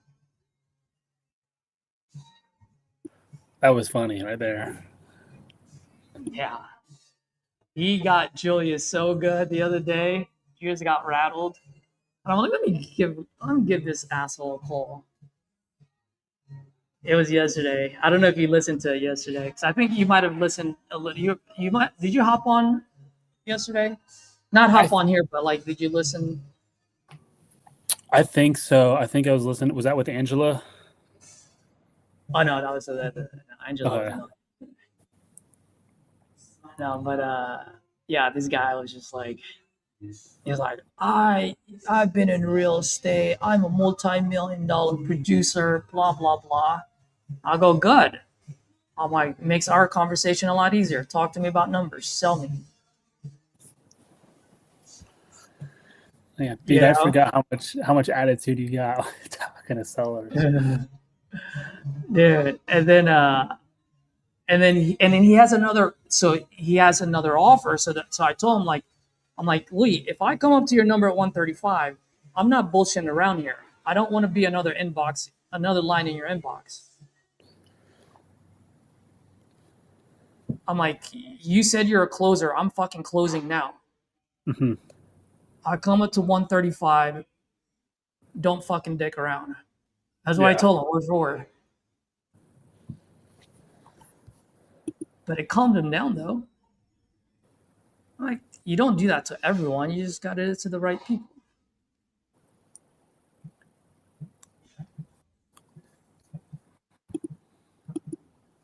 Yeah, he pissed me off pretty good.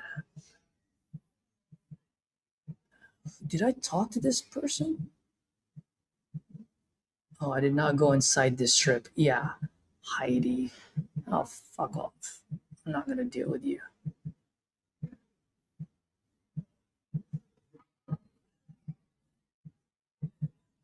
What happened there? Yeah, it kicked me out real quick. What's up? It kicked me out real quick. Uh-oh.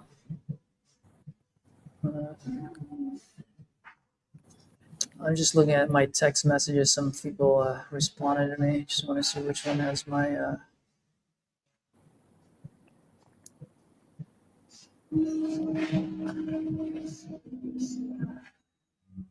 Oh, this one. Let's go.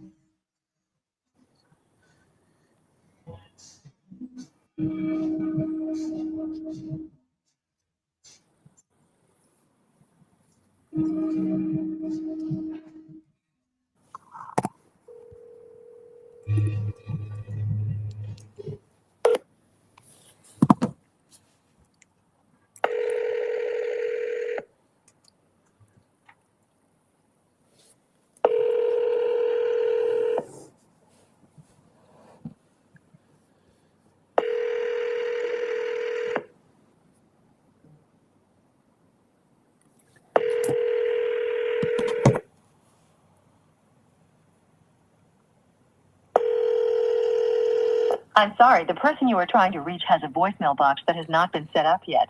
Please try your call again later. Goodbye.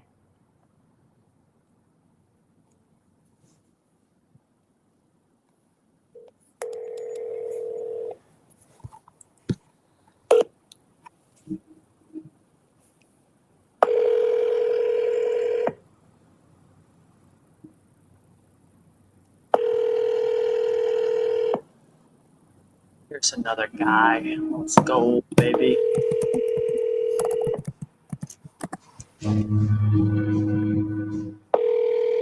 I'm sorry, the person you are trying to reach has a voicemail box that has not been set up yet. Please try your call again later. Goodbye. Hey, Riley, Missouri is your state, right? I mean, that's your market. Yeah, my main market, yeah. You live out there, or? Yeah, I live in Springfield, like 3.5 hours south of St. Louis and like 2.5 hours from KC. Nice. You have any I have those sellers in Texas that's moving out there. They need to buy some close to KC. Do you have anything that's like in a low price point where they can buy like on a seller finance kind of deal? What's their payment? What do they want the payment to be? They can afford the absolute maximum they can afford is $800 a month, but they're willing to do that if it's like turnkey or low rehab. They don't mind getting their hands dirty. They're okay. But if it's a shit box, they're like, dude, if it's a shit box, man, like we'll pay $300-400 a month, but we don't mind fixing things. We just don't want to get screwed on overpriced for a shit box either. So they're willing to work. And you said in KC? As close as possible to KC. Not on top of my head. For $800, are they looking for like an apartment or an actual house or? How much are houses sold? No, I mean, no idea. Yeah, I mean that. What houses go for? Like renting houses, anywhere from like average probably 1,100, 1,200, depending on the size.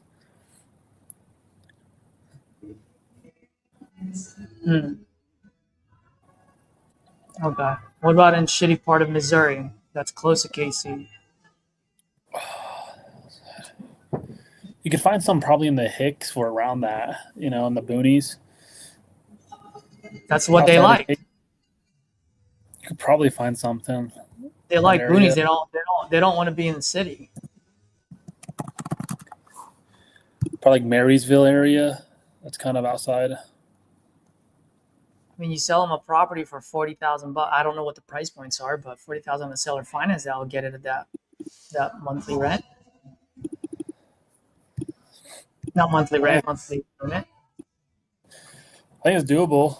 I know, like, so I'm renting out my 2-bedroom, 1-bath, a duplex on one side for like $850. So that just gives you an idea for rent and a house. Okay.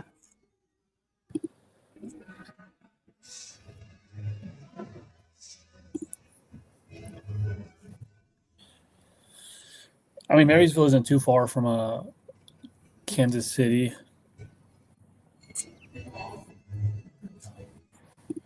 But if you get close to like Overland Park, Independence, Raytown, I mean, they're going to get pretty pricey in those areas.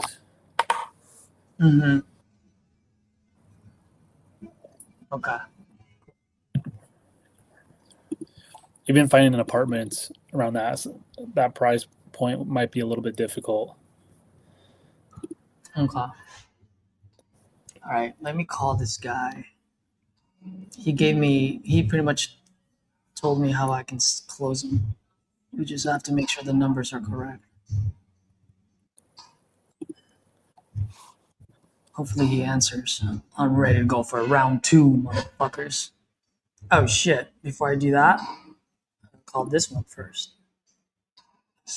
Chloe.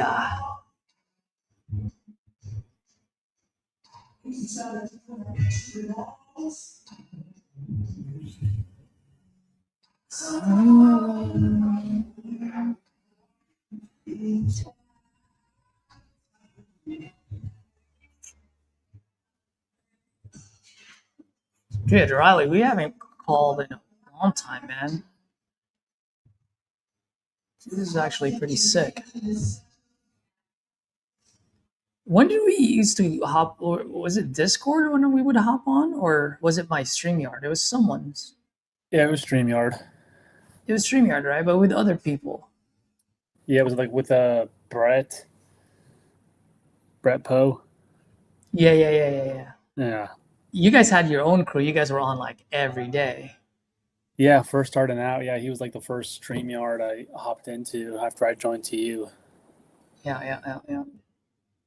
Right, let's call this lady Chloe.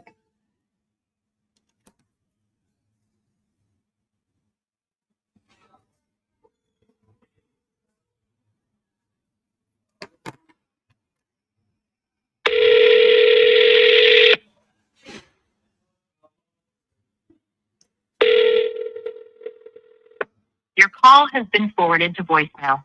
The person you're Let's go, Chloe. You responded to my text. That means you can pick up my phone. Call.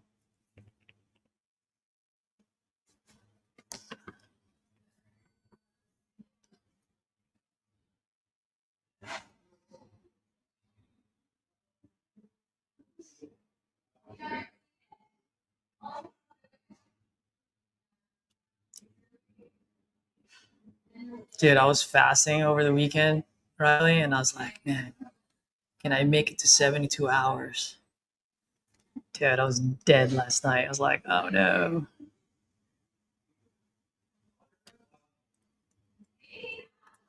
And by the way, Riley, you don't have to mute yourself, bro. Like, you're on my earpods, so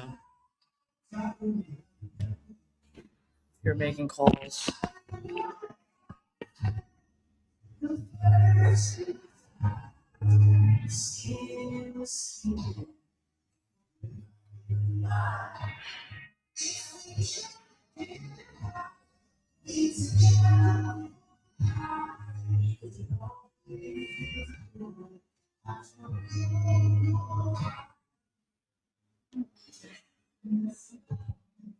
Oh my gosh, why is my Wi-Fi acting up here?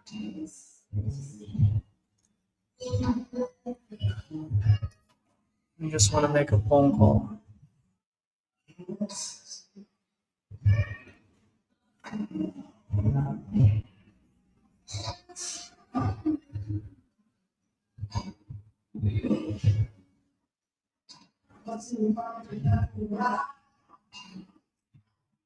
Fuck this. Piece of shit. Let's go.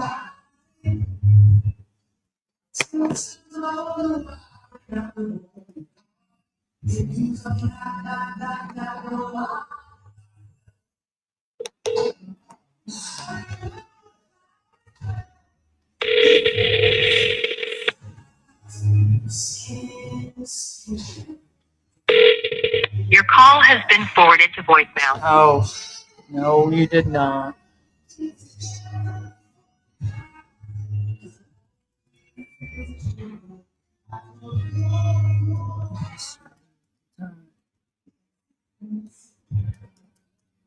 Listen, a sec.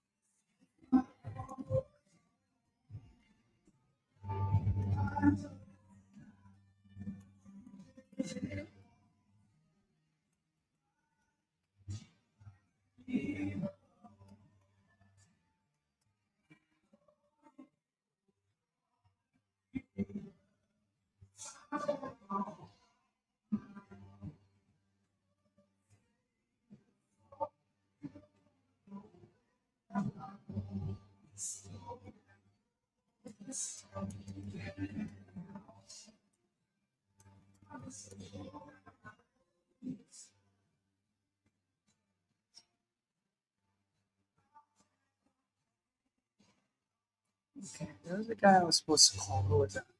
Oh, that's Richard.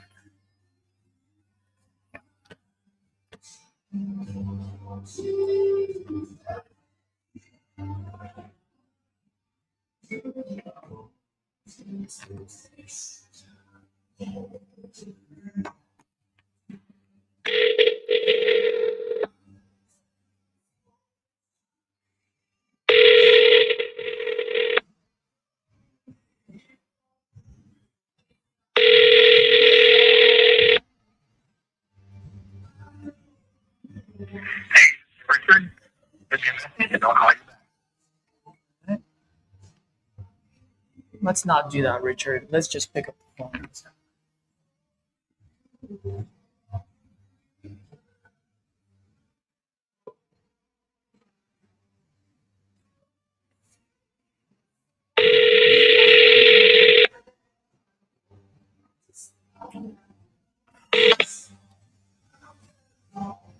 Hey, this is Richard.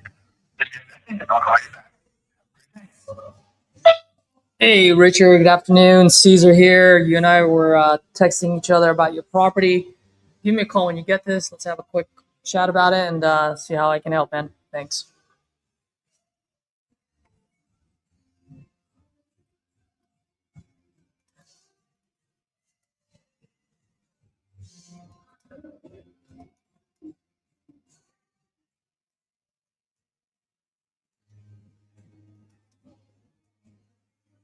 Let's see.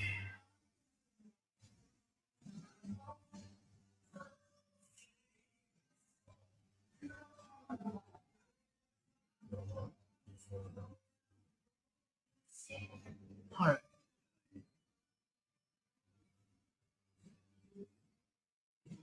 Wonder.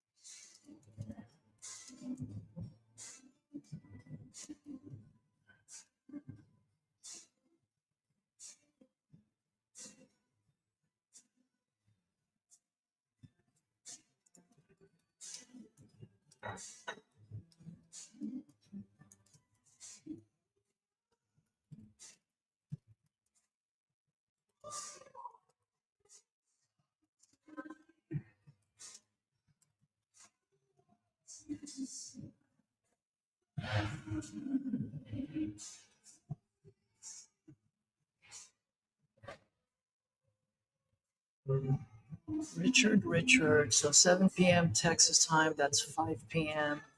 I am closing this guy today. This guy answers his phone. It's a done deal. It's a done deal, Riley. Riley, I don't know if you know, but you're muted. Yeah, sorry, I was just on the phone with the bank. I'm helping a couple of foreclosures right now. Yeah, cool. My bad, man. You're good. I'm operating on one screen, so I had no idea. I was like, You better close this deal, dude.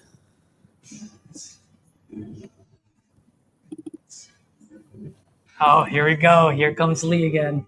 Let's see. Hey, Lee. Yeah, I guess I called you by mistake. I still didn't find it. I looked, but I didn't see it. I'm looking in my email too. Are you? Can you look? Again. Can you I'll look at? call you again.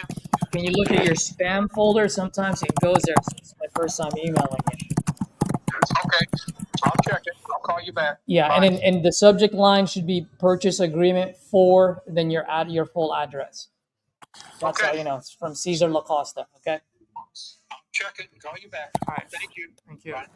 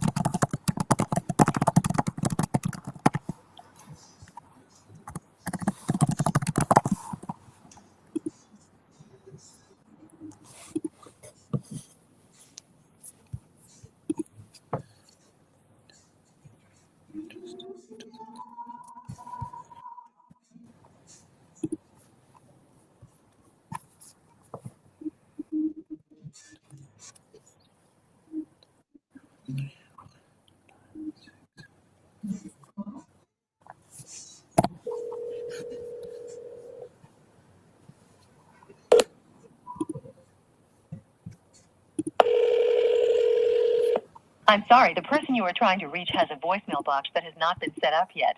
Please try your call again later. Goodbye.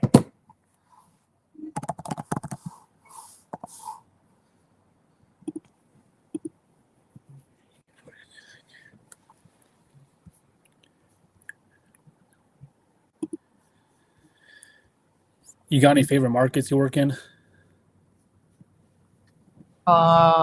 Right now, I know New York is pretty hot.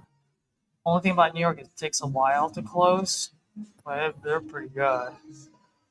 I like Alabama because it's quick, but they're such low price point. My conversations in Alabama are pretty short too. It's like King Close formula to the T. It's like I just need it here. That's it, man. Call it a day. You know. I was talking to Edward earlier today. One of the things that kind of just never really looked at it.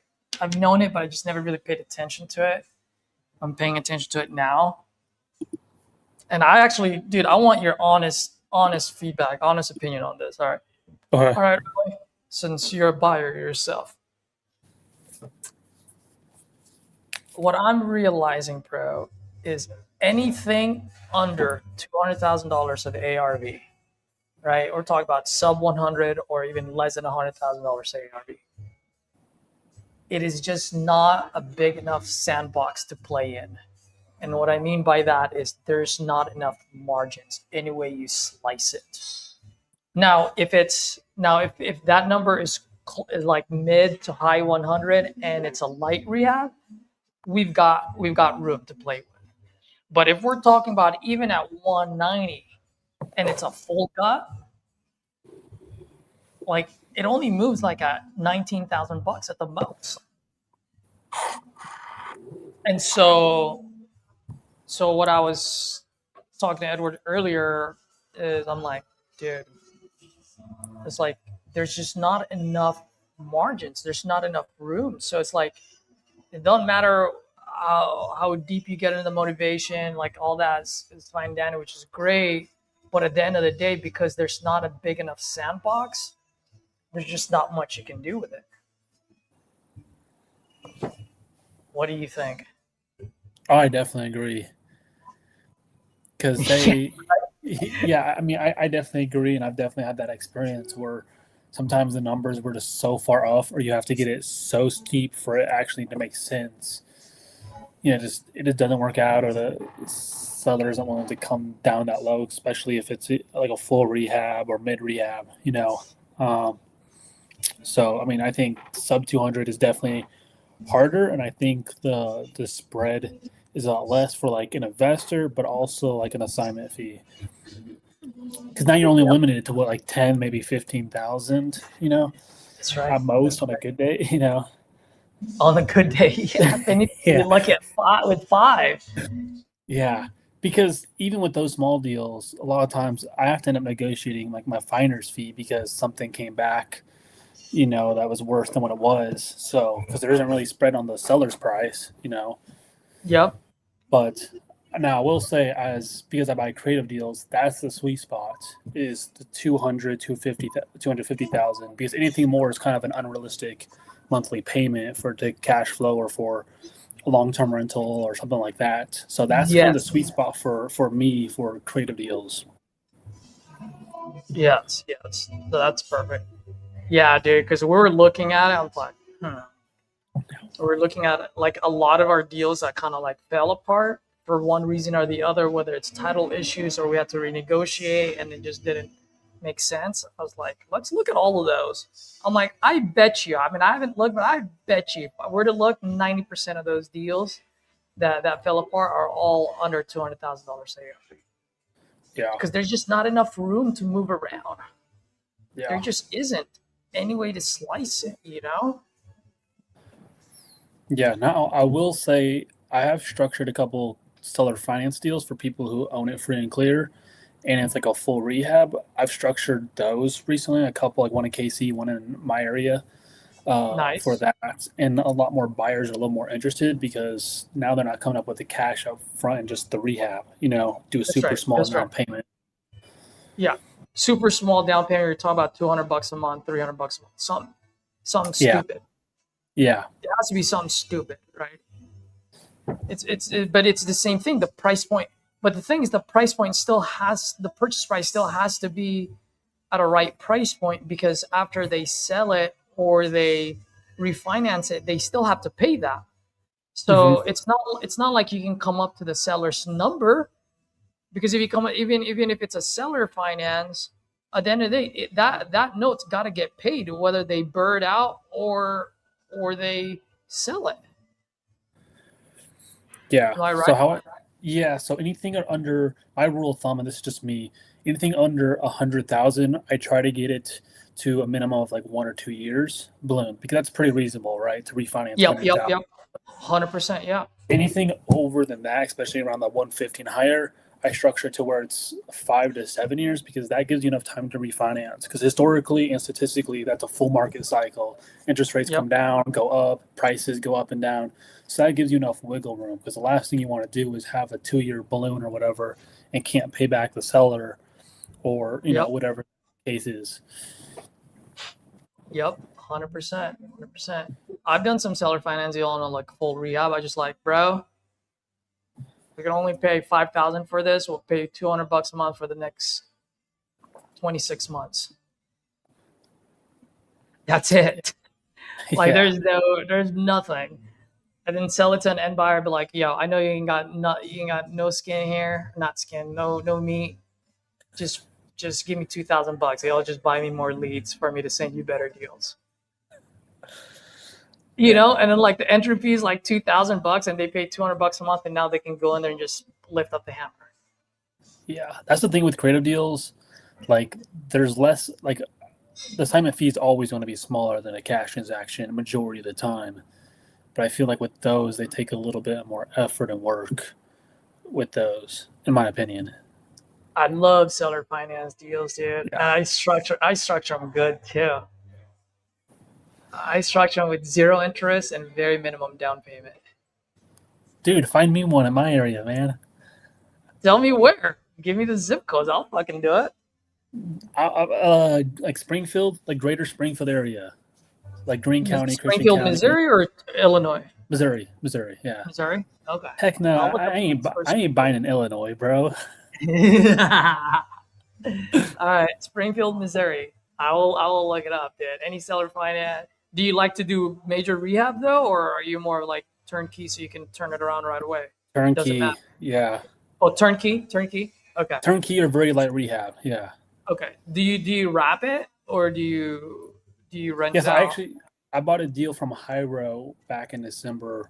He found me a subject to deal in Branson, Missouri. So I bought that from him, and I'm selling it as a wrap. So I had the seller do a lease back on it. So she was paying me rent for a couple months while she was kind of moving out and stuff like that. But yeah, I'm selling it as a wrap at like a 8% interest rate.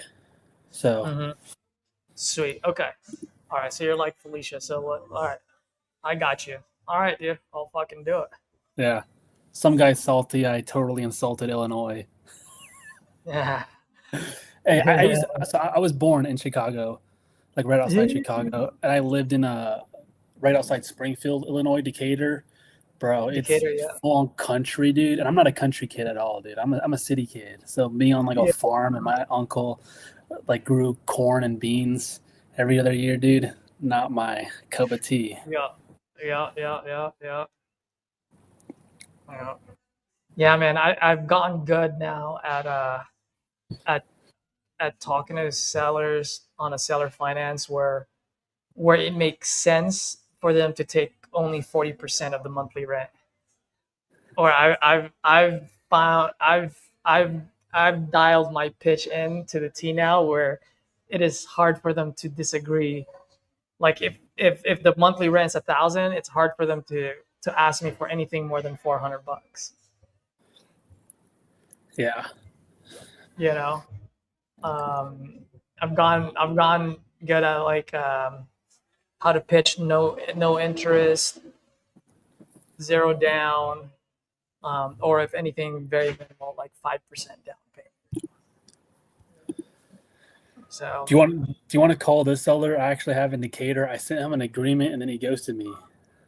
It's a seller finance deal. Let's go. Decatur, Illinois. Yeah. Put it on the private chat. Yeah, I'll definitely do that. I'm pulling this information up. I'll call this last, and then I gotta take care of some title issues before the day closes, dude. I have this deal in Alabama I need to close this week. I cannot prolong it again.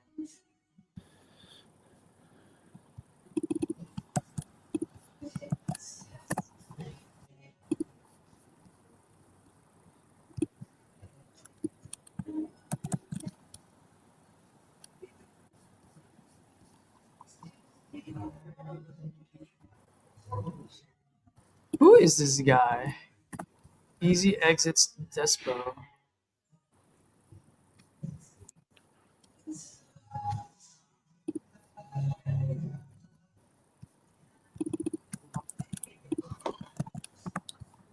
So what do you want me to do? Just lock it up the same way? To see if you can close it, man. Yeah, I'll send you the photos too. Let me see. Where do you need this to be at? Cash, it'd be too low. So he's an investor. He owns about a dozen properties. I mean, cash was like $5,000. Cash was like $5,000. Yeah, $5,000. Yeah. There. It needs some work too.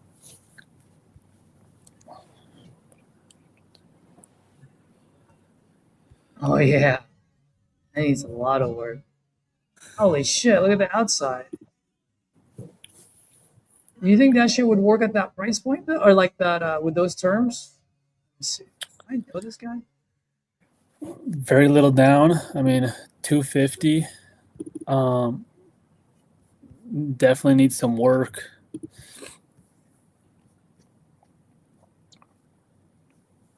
But I was thinking long-term rental or someone who's handy.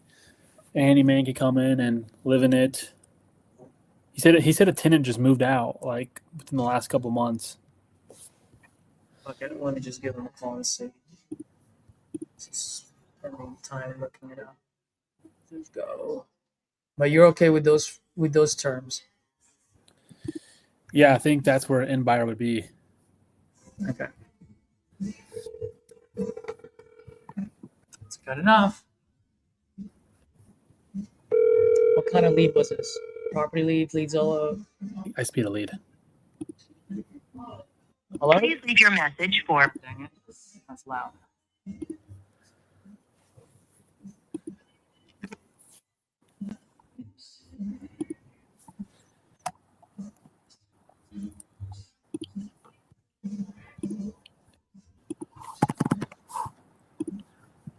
Please leave your message for. Hey, Barry. Good afternoon. Caesar here. Just calling about your property out in Decatur. Looks like you were looking to sell this property. Just want to see if you still are. Give me a call when you get this. 415-405-5394.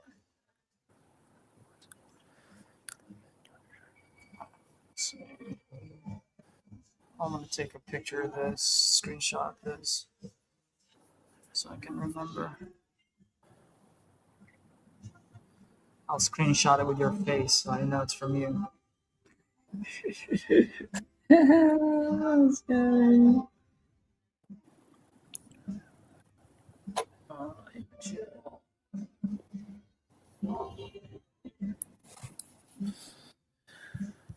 I'll be right back, man. This coffee's running right through me. Yeah, I'll go for it.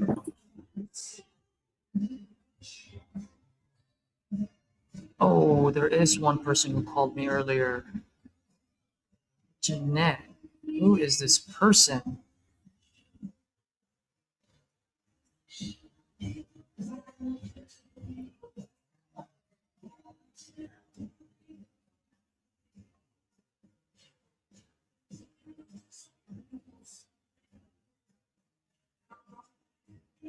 Yes, this is Jeanette Walker at 479-459-1110. I'm calling you back. I'm the one that owns the house that you called about 5,004. Let me see this.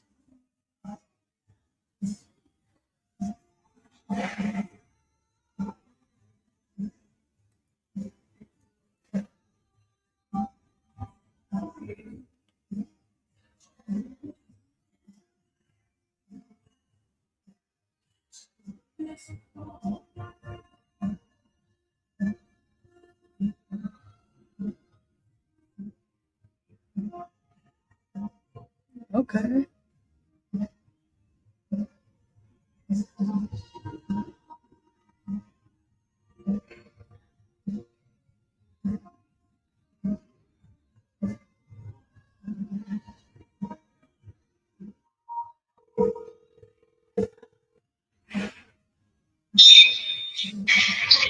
Hello, Hey, is Miss Jeanette? speaking. Hey, Miss Jeanette. My name is Caesar. I got a voicemail from you earlier today. Looks like we might have Yes. spoken a while back about your Yes. property on Dora Road. Yes, hang on one second, please. Hey, Google, turn off. Sorry, I couldn't hear what you were saying. I heard what you were saying. I mean, yes, this is the property on Dora Road. And yes, we was talking about it.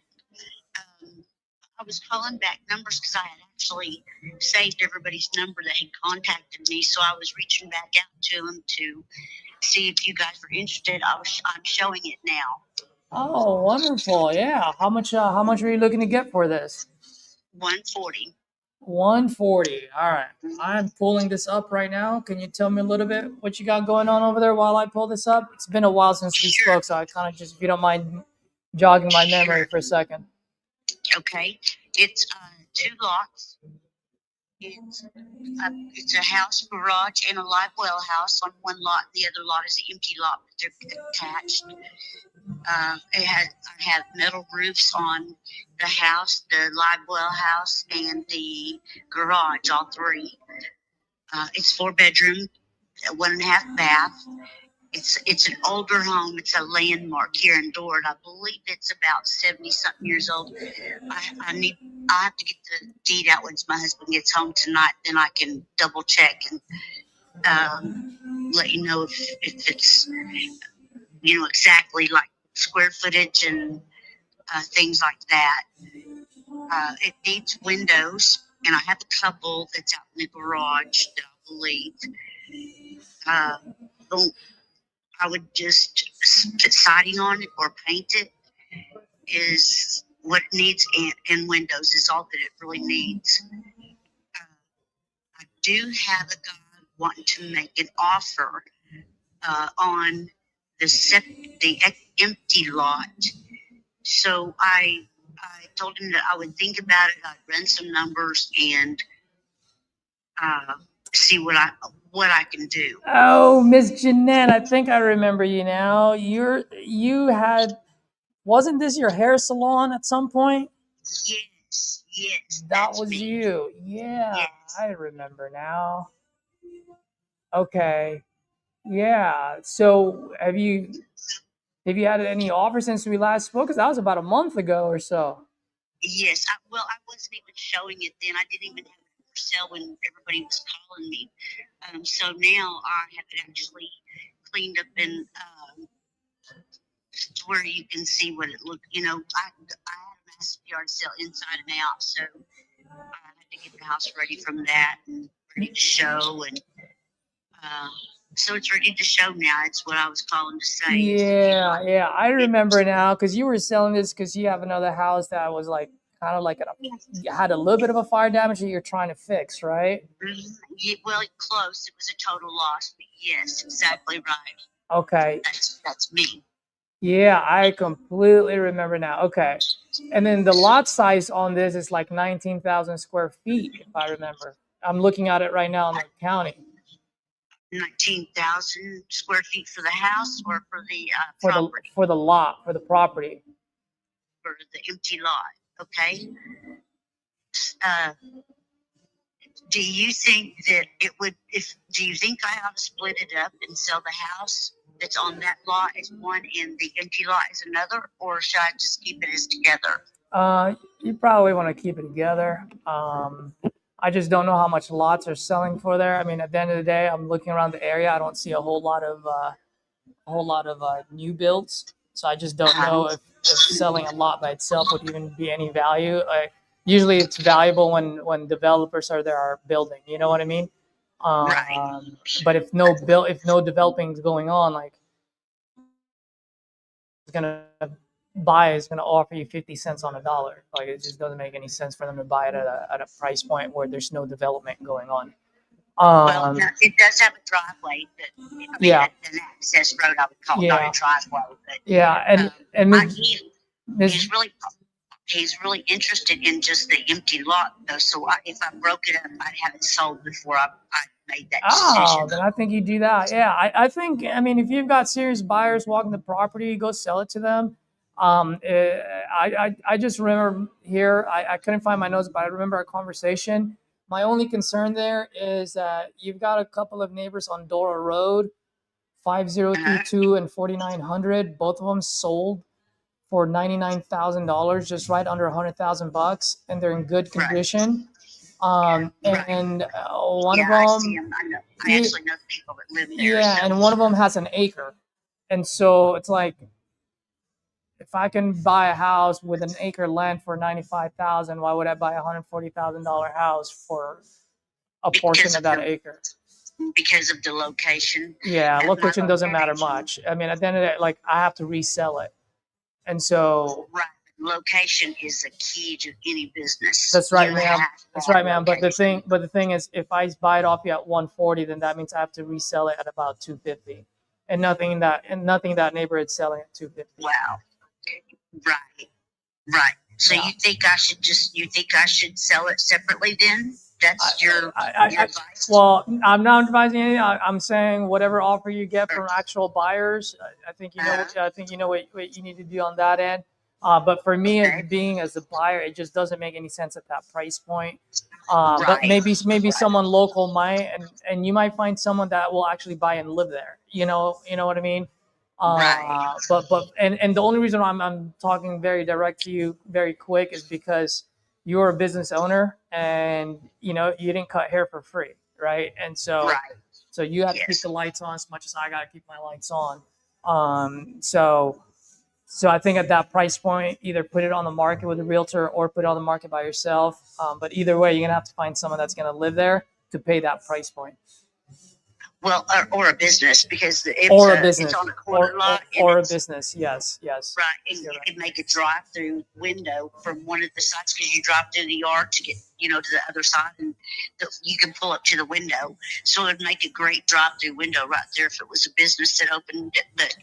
But yes, and I understand that and I could have already sold it for $125, but that's what I would have taken for it. But I can't do that. This is my retirement, my life savings, because my husband has spent my retirement without me knowing it. Oh. So he's going to get a little surprise, and he's going to actually get a divorce whenever I sell the shop and I get together, then I'm going to have a divorce. And that's why he did that to you. You go get him. You go clean him out for sure. Girl, he's a not girl. He's a narcissist. He just, well, he lies. He's cheated the whole set. It's just been awful. Yeah, lying and cheating and narcissism.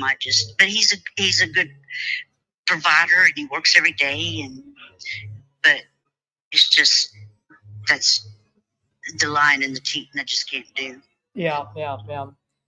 All right. Well, I wish you the best, Miss Janan, and thank you for at least thinking of me. I do appreciate you. Give the other guys a chance, and if nothing pans out, maybe we can revisit. But like I said, any offer I make ain't gonna be anywhere near 140.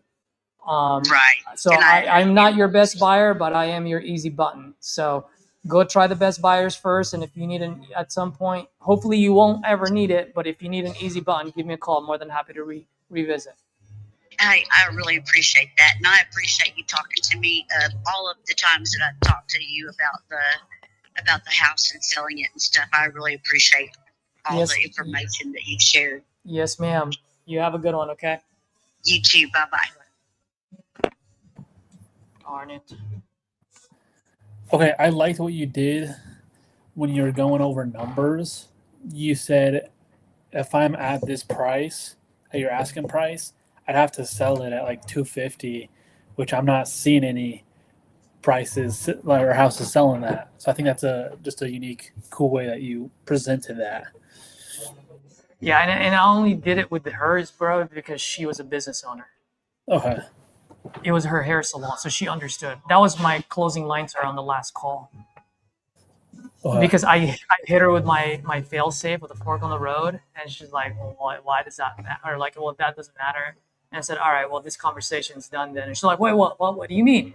And so she tried to she starts chasing, and then I explained to her, and I said, ma'am, you've been cutting hair for 30 years, right? She's like, yeah.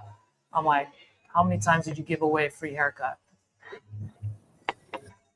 She's like, not a whole lot. I'm like, well, that's what you're asking me to do. And I can't do that. And she's like, understand. But once again, you got to know your audience, right? Like, I wouldn't say that to an old lady who has no business acumen, but she knows business. And so it's just like, boom, just hit her dead straight in the eyes. And either she changes her tune or she doesn't. And if she doesn't, I'm done with the call, Uh-huh.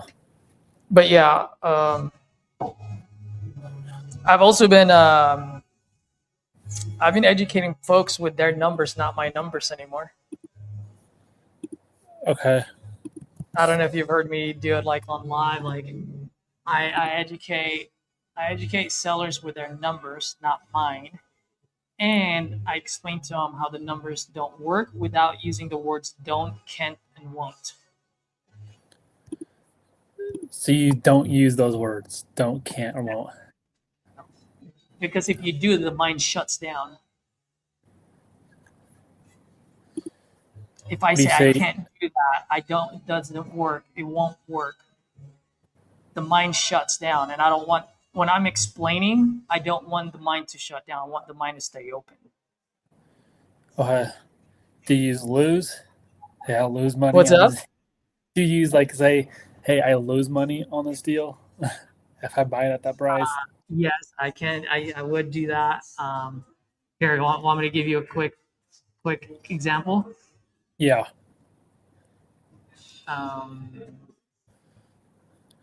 Let's see. Let me share my screen.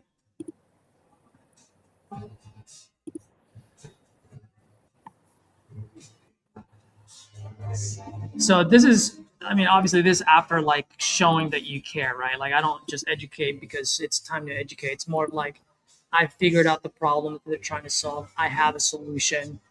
I fully understand the big picture of why they're selling, right? Once I know that, then I can go to this side. But I don't go to this side unless I absolutely know it, or if I don't know it and I just got to hit them hard, and then I hit them hard on this. So let's say this person, which actually did happen today, he was asking for 100. Okay. And so something like this. So I just go, hey, Riley, as I mentioned earlier, I'd love helping people out as much as I can.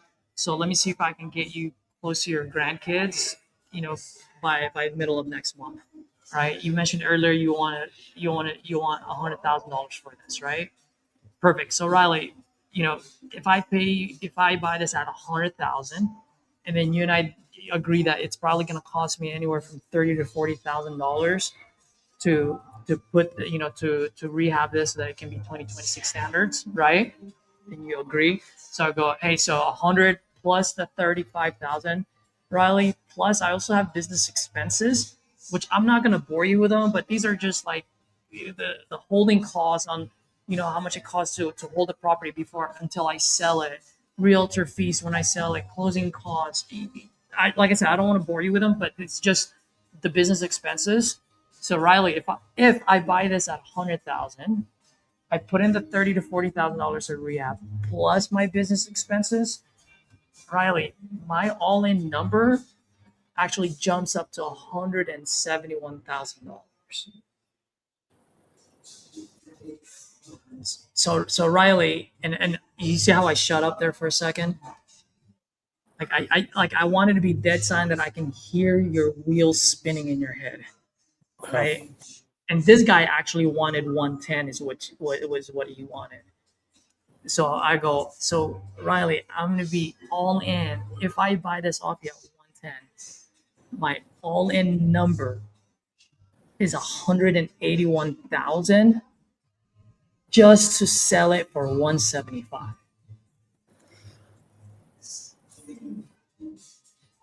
And I shut up again. I want them to process that. Now, either they say, well, that's not gonna work. Right? I want them to say, because once they say that, then that means we're now sitting on the same side of the table, because now they understand,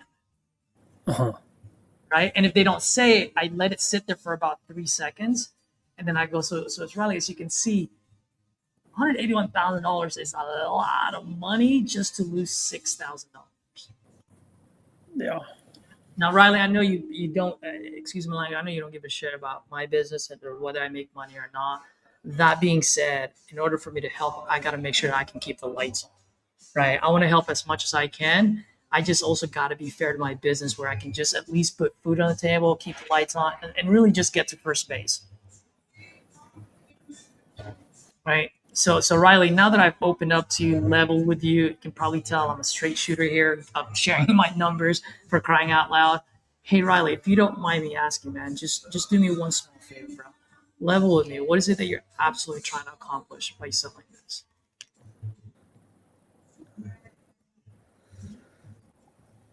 then you just shut up. Now, I just shut up. Now they either open up or they don't. If they don't open up, like this lady right here on my first call, she said that doesn't matter. I'm done. Hey, Riley, it was a pleasure talking to you, but this is not going to work. Okay. Because it's a fork on the road because they're not motivated, right? But the motivated people will answer that question, bro. So this guy right here, he told me, he's like, well, I'm going to that VA that's 2 hours away, and I need to buy a house. I said, okay, how much are houses there? $200,000. I was like, since you're in the service, are you going to use your entitlement? Are you going to use your VA? Are you going to get another loan with 0% down? He was like, no, I want 20%. Okay, cool. So you need about 45,000 for that. Yeah, I do. What else do you need besides that? Oh, I need credit card bills. Boom. So we're how much is that? It's like 10 to 15. On top of that, what else do you need? Oh, I need to buy my wife a car. How much is that? 25,000. What else? Well, my wife's folks are really sick in California. They need help. I need to send money. How much money do you need to send there? All of it actually ended up to be 110.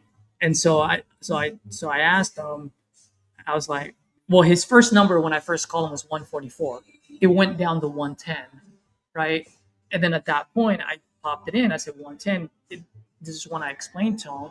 So I said, well, what if I can achieve 80% of your goal? Would that put you in a better position than you are today? So at the end of the day, I hit him with 70,000, which he's gonna look it up with his wife. But at that point, I just said, hey, look, man, like, you had $70,000 all of a sudden in your bank account 30 days from today, doesn't that get you your house so you no longer have to drive 2 hours one way twice a week? And that still gives you 25,000.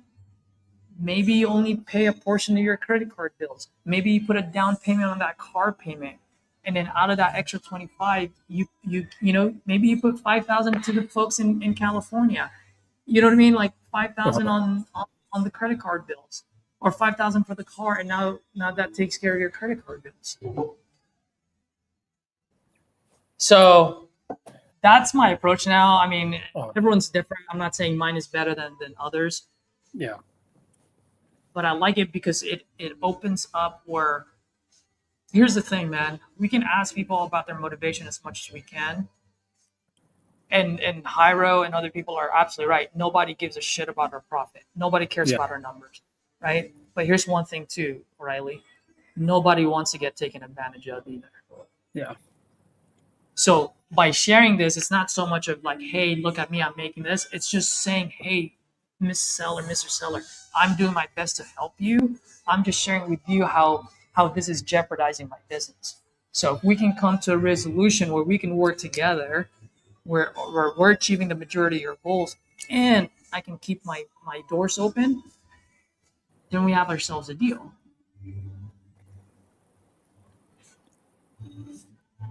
You know, what are your thoughts about that, dude? Because I respect you, and I like the way you call folks. Give me some feedback. Tear it apart. Punch holes through it. By the way, I like that because you're finding. I think you're finding motivation to a really deeper level that most people won't. Because now you figure out like credit cards. Okay, are they behind? What does that look like? Okay, the car. Okay, so you're having trouble with car problems right now, or maybe you have to ride the bus. So I think that opens up a lot more. But you're like reverse engineering the offer, so now you're breaking down to what they really need instead of want. And some of those things, are a want, but I think some of those things are want. Yeah. But in other situations, they could be a need, like medical bills or something like that, or they're behind credit card payments, Well, in all honesty, the need there is the house, the 45. That's what I told him. Like absolutely necessary is the 45. So then anything after the 45, you're gonna have to split that between the other three. It doesn't have to be all 10. It doesn't mean you knock off all of your bills. You give the folks in California 10 grand. What if you can only afford 5 grand? That's all you can afford. Yeah. But the thing there is, what I've found is when I do this, it opens people up, dude. Because at that point, they realize, oh, this guy's trying to work with me. Once they realize this guy's trying to work with me, now the guard comes down. Now they're willing to divulge more information. Versus just saying, I need it at this point, and here's the reason why I need it. Now it's all about I. Yeah. You get what I mean? I need it at this point because it's me. But but the way I explained that calculator, it was whose numbers? The sellers. That's right. So what am I showing? I'm showing that I am trying to meet you at your number. Let me put your number. Because if your numbers work, let's go. Yeah. And then at that point they realize, because the one thought that I want them to have in their mind, Riley, and this is just for everyone that's watching too, is I want them to say, oh shit, that doesn't, I wouldn't buy it at that price point. Yeah. Right? They don't have to verbalize it, but I want them to just process that. Because once that thought is in there, then and only then the conversation really starts. Yeah. So that's why. But that's how I explain the calculator without using the words don't, can't, and won't. I didn't use any of them. That's smart. I'm gonna try. I'm gonna try that. Give it a shot, dude. It works, man. I don't say the word don't, won't, and can't. And that's just a good old sales 101 from a sales guy point of view. Because anytime you use those words, it closes the mind. Yeah, or recently I've been trying to say but less, but replace it with however. However, or Yeah. that said. That said. I like that said better than however, because however is the same thing as but. But That I said think is has a similar. negative connotation. So is however. It's just a fancy word. It still smells like shit.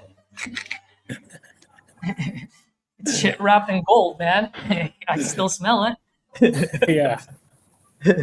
It's just the word but and however cancels everything. It cancels everything you said before the word but, before the word however. Yeah. Now, that said, on the other hand, it doesn't cancel it. What I'm saying is I'm acknowledging what you're saying. That said, here's also the other side of that reality. Uh-huh. And that's why that goes further. Because I'm acknowledging what you're saying, Riley. That said, let me explain this. Let me explain a different point of view. Right? And I don't have to say that word for word, but for me, the word that said is acknowledging what they're saying. Now you're now positioning how you're looking. And there's always more than one point of view in any scenarios. Oh.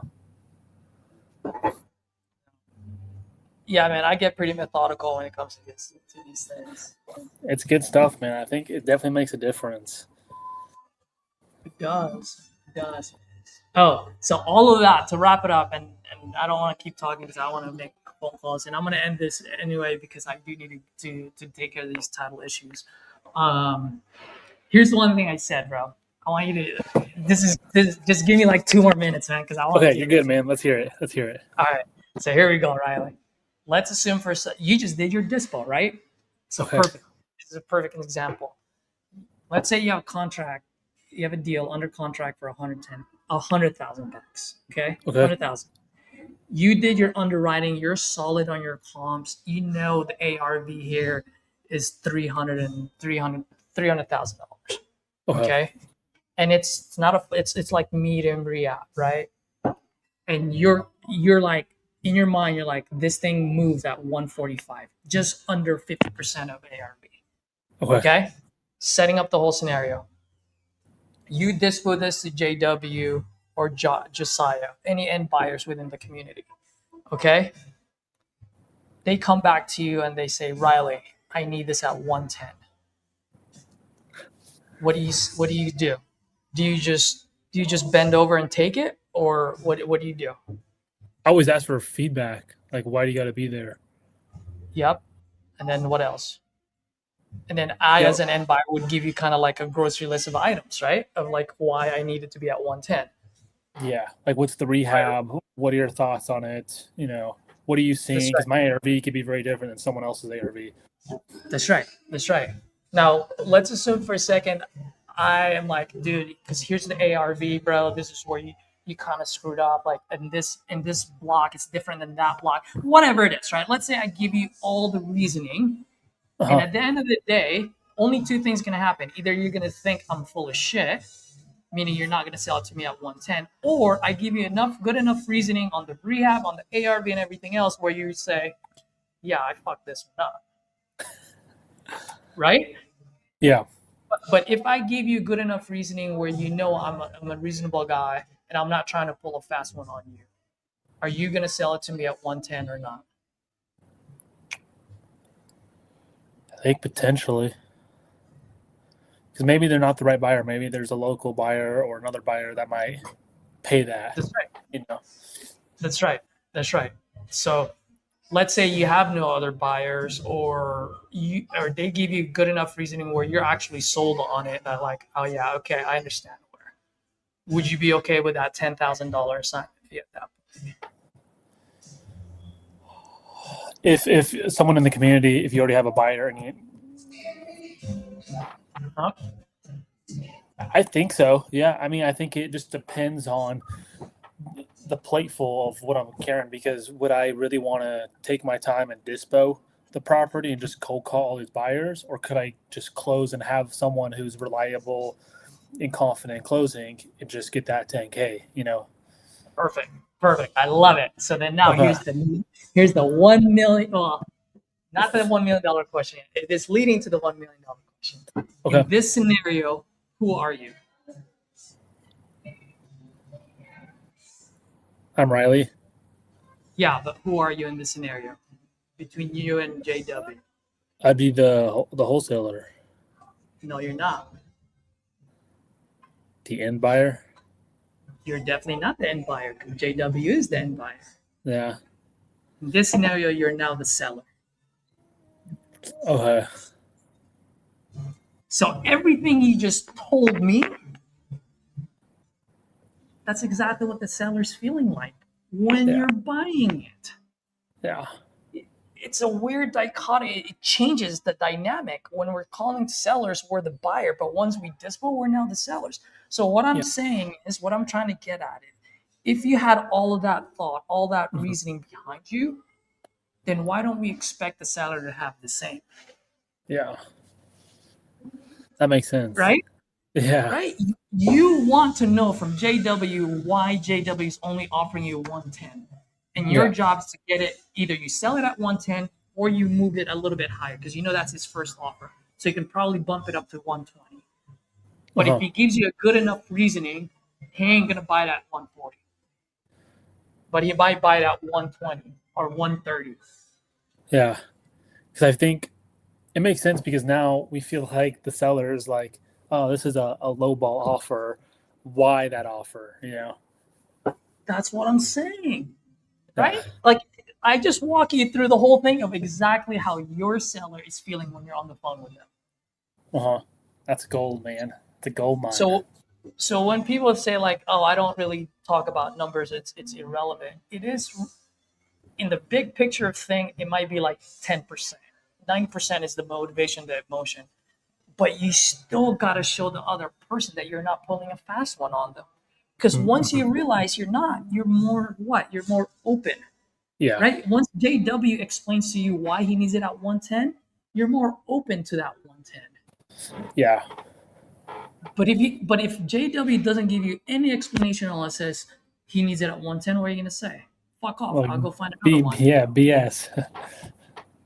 Right? But if he explains it to you in the right way, you're gonna be like, you're gonna start thinking about it. Yeah. And then now you're gonna think about, do I need the cash flow now?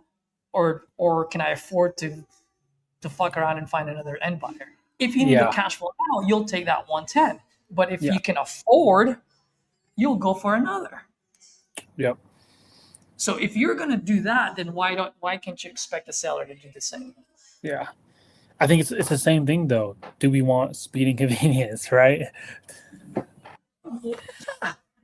Exactly, dude. Exactly.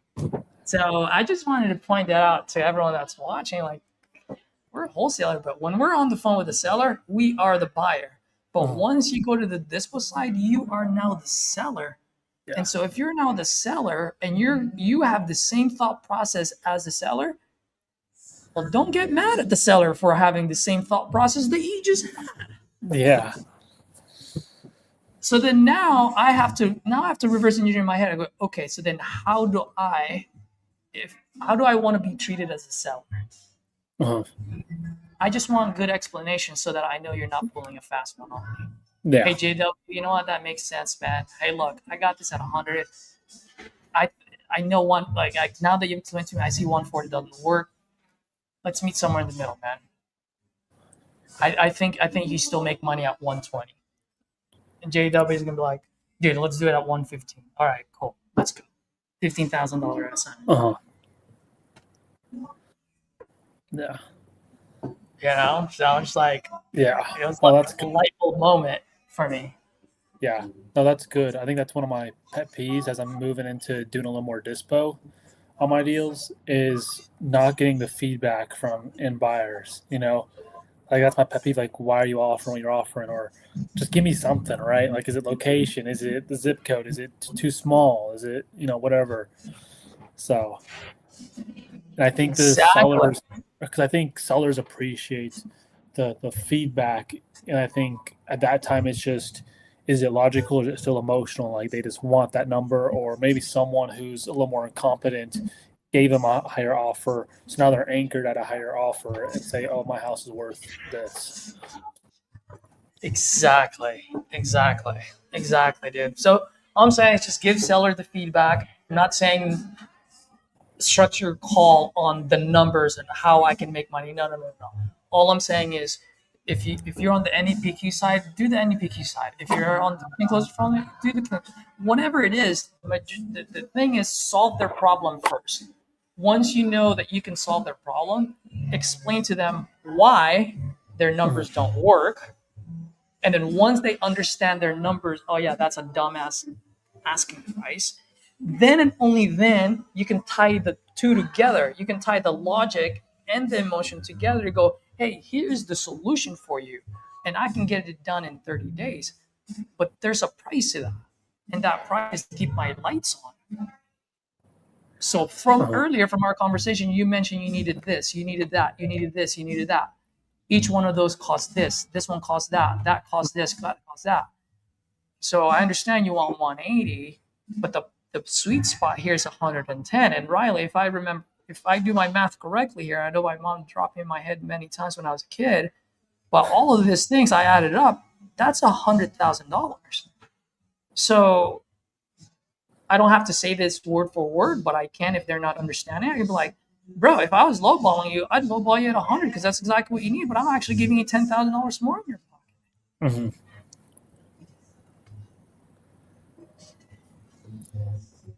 So let me ask you this. I think your viewers would like this. Where do you find the line of educating the numbers between people where the price just isn't right in the beginning? Do you go and continue that conversation of education, or do you just kind of pull back and be like, I don't know if I'm a great fit for you? That sounds close to retail. Great question. So to answer that, I don't care. The first number just literally just goes over my head. It goes over my head. It's a fuck off number. Okay. So for me, I ask that number so at least I know, because if I'm pretty close to the right price bucket, like I'm like, okay, this is going to be an easier close, right? Okay. But if it's far, that all it is I just have more work to do. So what do I need to do? I need to shake the tree. I need to pull on some strings to see if something falls out. I will still go to the motivation on why they're selling. I'm trying to figure out the picture, the reason why. Once I have that, then I can see, okay, can I be the solution? By the way, as I pull on those things and things keeps falling out, that price will naturally go like this. Okay. Without even asking, do you have wiggle room? Without asking, why haven't you put it on the market with a realtor? Without saying, I'm an investor, I need a discount so I can make a profit. I don't need to do all that, because if you truly do this, it's just going to keep coming down. Boom, boom, boom, boom. Now, all of a sudden, that $200,000 ask price is now 110. Mm-hmm. So that, I don't know if I answered your question there. That makes sense. I think that's good. I think that's my biggest obstacle or problem is when sellers are asking close to retail price. I'll immediately go to like, hey, either how did you come up with that offer or that price, or what stopped you from listing it with an agent? That's kind of the route I go, because I'm just trying to redirect and weed them out. But in a lot of the situations, the price is just almost like, if I'm seeing 3, 4, 5 properties selling for what they're asking for around there, a lot of times I'll just be like, okay, the prices, we're too off. We're not even in the same ballpark. Yeah. No, I understand that. And so it's a toss up. There are times when I just go, how'd you come up with that number? But the more I do it now, back then I used to do that all the time. Now I do less and less of that. I just go, okay, cool, man. Tell me what you got going on. And then I look for trigger words. I listen for trigger words. And then I pull on those strings. And if nothing's coming out, then I go, well, how did you come up with that? Yeah. Because it's a fuck off number, dude. It's a fuck off number. Yeah. So you'll still dig in deep, even if it's close to retail price. You'll keep on digging into motivation. Okay. I will. Yeah. But within 5 to 15 minutes, I'm deciding whether this is going to be a 40-minute call or it's done. Because either things are going to fall out or it's not. Yeah. You know, and if something falls out, I'm gonna dig deeper on that one thing that fell out. Yeah. And then I'm gonna look, okay, well now I have the motivating factors. Is there now a sense of urgency? Right? Because you can agree with me that motivation is not constant. That's correct. Right? It's a U shape. Right when they first needed the money, motivation's high. As they talk to idiots, motivation's low. And as they get closer to their deadline, what happens? Motivation is high again. Mm-hmm. So I'm Yeah, I think- looking for that sense of urgency. Yeah, I think that's why follow up is important, because they may not have been motivated 3 months ago, but now they could be freaking motivated, you know? Yup. They have the motivated people, the people that truly have a problem that they're trying to solve or a goal that they're trying to achieve. They have a deadline, whether it's an actual deadline or an invisible deadline. There is a deadline. Uh-huh. You know, because they're trying to achieve a goal at a certain point or solve a problem at a certain point. Mm-hmm. And I just need to know where they are on that. Because it's all about timing, dude. It's how many times have you closed a deal and you're like, oh fuck, I couldn't close that fucker a year ago. All of a sudden, one call closed, and you have a $10,000 or $20,000 sign. Yeah, quite often, and I think the also thing back with the motivation is one thing I've realized within the last couple of months is I'm going back through a bunch of old leads, and these are people who sold. Like there was a motivation because they sold, and obviously I failed at my job because I didn't follow up as consistent as I should have, or I didn't have the systems or automations or campaigns in place to be able to do my job effectively and efficiently. Because a lot of these people, they are motivated, but I just couldn't close them or didn't dig in deeper. Yep, exactly. And so, yeah, man, to end it, that's why I was talking to Edward this morning, and I said, hey, man, nobody gives a shit about our profit. And that's right, but nobody wants to get taken advantage of. So if you just do a little bit of explanation, it will open up their mind. Yeah. And how do I know? Because it opens up my fucking mind when the end buyer is lowballing me. Right? You know it because you're doing DISPA now. Every single time they throw a number, you're like lowball. But once they give you an explanation, now your mind starts to differ now. You go, oh, okay, well that's where I fucked up. I fucked up on the ARV. I fucked up that I'm on the other side of the highway. I didn't realize there's a trap house that changes the neighborhood. Like those are the little things that we don't know about. Yeah. But once we do, that's when you go, okay, dude, I'll let it go for 5K. Go for it. Yeah. Hey man, it was a pleasure having you, bro. I'm only gonna be doing this till Wednesday, so feel free to hop on tomorrow or Wednesday. We'll definitely bang the phone some more and we'll get at it, dude. Definitely, man. That sounds good. Let me know when you're on and I'll hop on. Yeah, I'll hop on tomorrow and Wednesday, dude. I usually hop on anywhere between 7 o'clock and 9 o'clock in the morning, Pacific time. Okay. So it's usually one of those. And then you'll know. And it's always the same link, by the way. Okay. Sweet. Cool. All right, folks. Till next time, folks. Speed and freaking volume. Let's go.